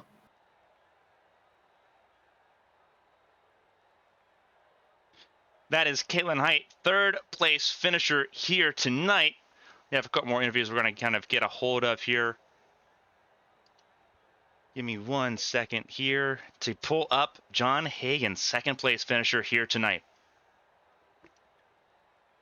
John, this is Carmen from the ABN booth. You got a copy? I do. What a drive. A similar situation to what we saw earlier in the season with Lilac Zier at Daytona. Once again, the final plate race. You're pushing a teammate towards the race win. This time it's Bia. Walk us through that one for you, because you were competitive all the way through. It didn't lead that many laps, but it kind of just showed how strong that car was as a supporting car. Walk us through your race. Started out the race 4th. Very early on, it was be safe, be smart. Get the stage points at the end after the green flag stops, because I was going to pull some strategy to get myself up there, and it worked out. Finished 2nd, first stage, 4th second stage, but 16 points. So got the points there that I wanted. After that, I dropped dead last. I didn't want any part of the ensuing chaos, which happened. And I knew, give me 5-10 laps, I'll be able to work my way to the front, which is exactly what I did. And then I just kept it there. Smart moves, lucky to have teammates around, and just kept it clean, or as clean as I could the whole way to survive and put myself in a really good point position for Chicago. Obviously, you look at the situation going forward. Obviously, a good night for you here tonight in Talladega to sort of maximize the effort here. It sort of looks like you can kind of just relax, take a deep breath going into Chicagoland. It's going to get a lot tougher. We've seen how much B has grown. We see how much Stepping Stone has grown and evolved over the season. Now you've got multiple race winners on that team and around that team. Obviously, you're technically a satellite with Jacob Shangle Racing, but it's the same group overall. How important is it getting all those cars into the round of 8 and really trying to stack the deck there over the next, 4 races? It's a whole lot better to have a group of cars than one car that you're working with, trying to be a one-man show. So whatever I can do to help, even though I'm not an SSM car, I'm under the banner. Whatever I can do to help, I will do tonight. You believe I wasn't just pushing tonight like I was at Daytona. I was looking for the opportunity, but it never came. But either way, strength in numbers is better than solo dolo show, And so I'm not going to relax, but we're going to take a nice long breath, be calm at Chicago, go for a win there. I want at least one to end the season. So we're going to go for it. We're going to go head on. Obviously, a big-time ordeal, and obviously you're a championship contender in both championships right now in HTL with obviously the Cup Series and then the Truck Series tomorrow night, which is the regular season finale tomorrow night here at Talladega. Before I let you go and let you get ready, though, for another wild race, if there's anyone to shout out and say thank you to, John, the floor is yours. Congrats again on another phenomenal podium in what could be a pretty easy stroll into the round of 8 next week in Chicagoland. Shout out Jacob Shangle for painting me up good, getting me in this charter. Shout out Stepping Stone, Bia, Lilac, DJ Trout, Caleb Carter for spotting. Shout out my beautiful girlfriend. She watched this race. She's with me right now. And shout out HTL throwing this series on. And then shout out all of y'all for throwing on a wonderful broadcast. It was a lot of fun watching John Hagan once again shining here, not only as a driver, but as a team player as well. Second place tonight, and then it's another Ford 1-2 for the Stepping Stone and Jacob Shangle connection there. John, enjoy it, and obviously expect to be talking to you again tomorrow night on the podium, at least in the Truck Series. We'll give it what we got. Thank you. That was John Hagan, second place finisher here. We have one more interview for the third time at the top step of the podium. It is the Romanian driver for Stepping Stone Motorsports, Bianca Constantinou.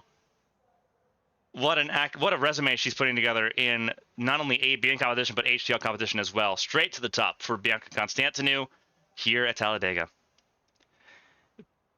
Bia, this is Carmen from the ABN booth. You got a copy?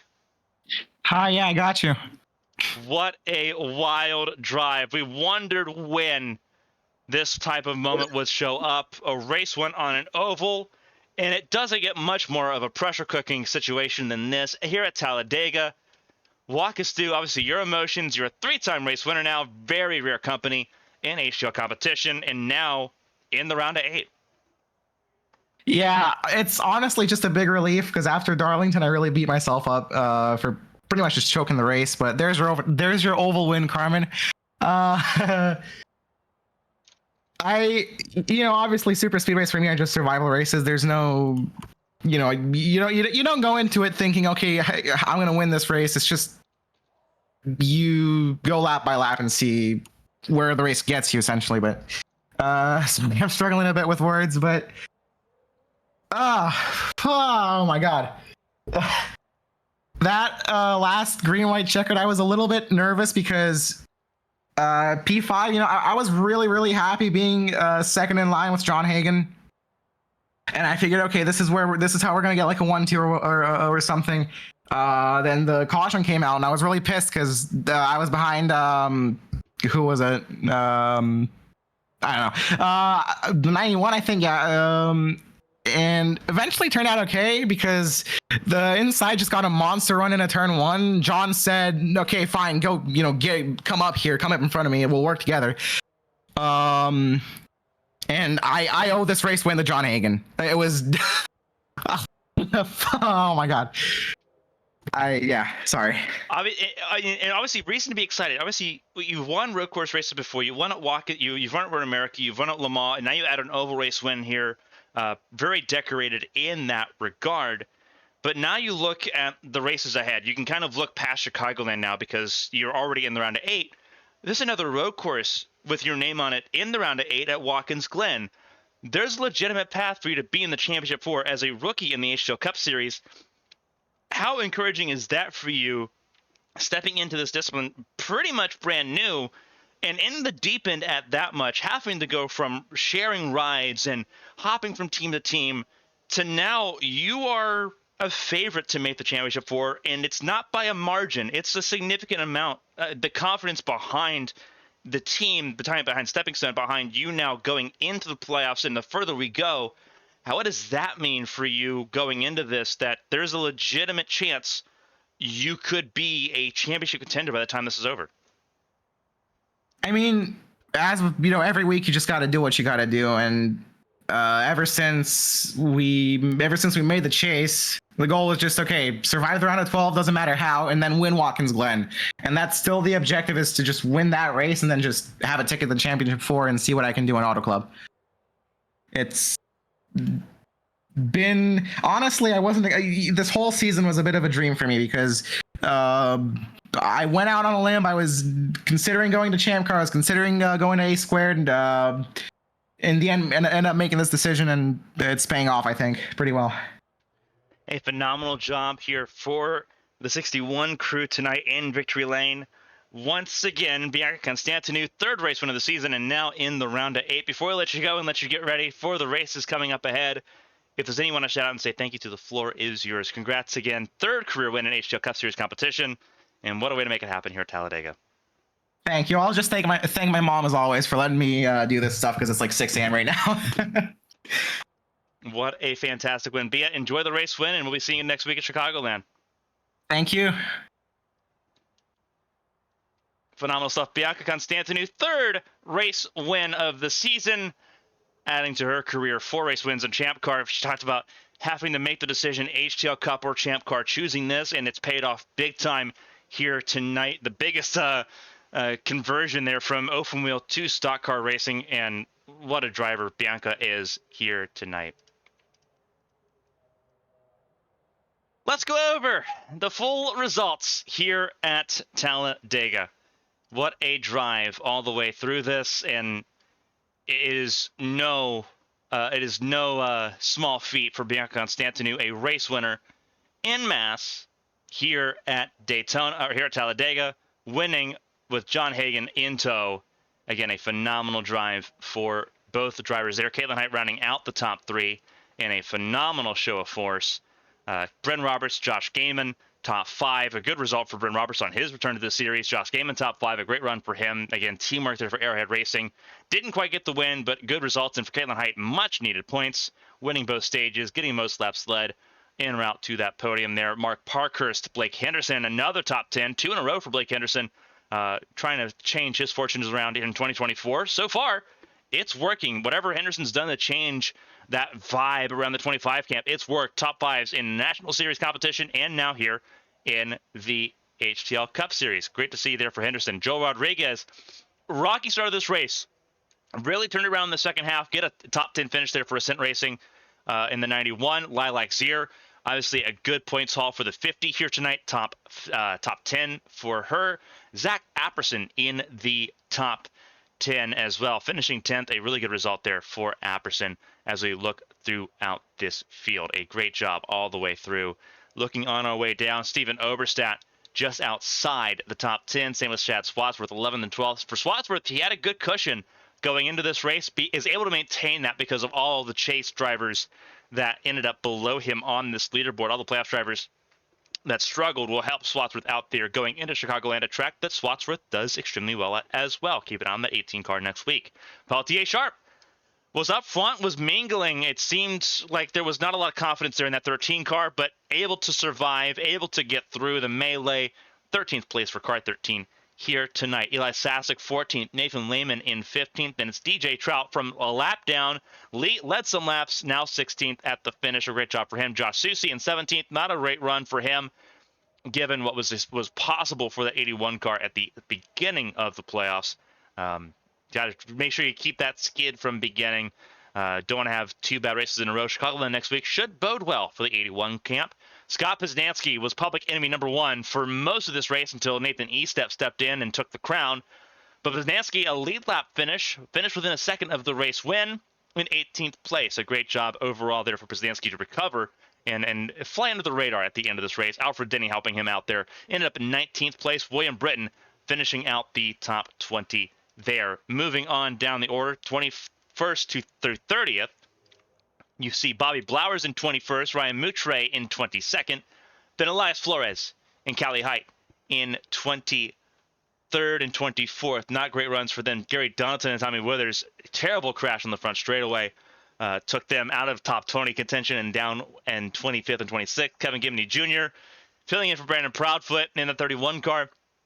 The car's already moved on to the round of 8. It's all good for that 31 camp. And Kevin Gibney Jr. just kind of filling the space here at Talladega with Chicago up next. Hopefully Proudfoot will be back and in contention to spoil some more playoff hopes. Jeremy Breo, it's a race of what if. A typically fantastic plate racer. Did not get to see much of that final restart. 29th for him. Zach Meredith, the defending series champion. His abysmal season continues. Only 1 top 5 of the 5 plate races here this season. And then looking a little bit further down in the order, it's Pacey Wygant who ends up 31st. Not a great run for him. A couple cars finished a lap down. Nathan Estep and Josh Arnold. Arnold led us so many laps at the beginning stanza of this race. To see him down in 33rd is such a gut punch there for Josh Arnold. But he does get to see the finish of the race. Byron Jones, Lena Thompson, and Matthew Boone, they do not get to see the finish line here tonight. That's going to do it for the drivers here tonight. 36 cars, 33 finishers here tonight. Still so much to do, still so much to go into. Tomorrow night, it's the HTL Hammerdown Truck Series, 8:15 p.m. Eastern Time, 5:15 p.m. Pacific. Here at Talladega, it's the regular season finale for the Hammerdown Truck Series.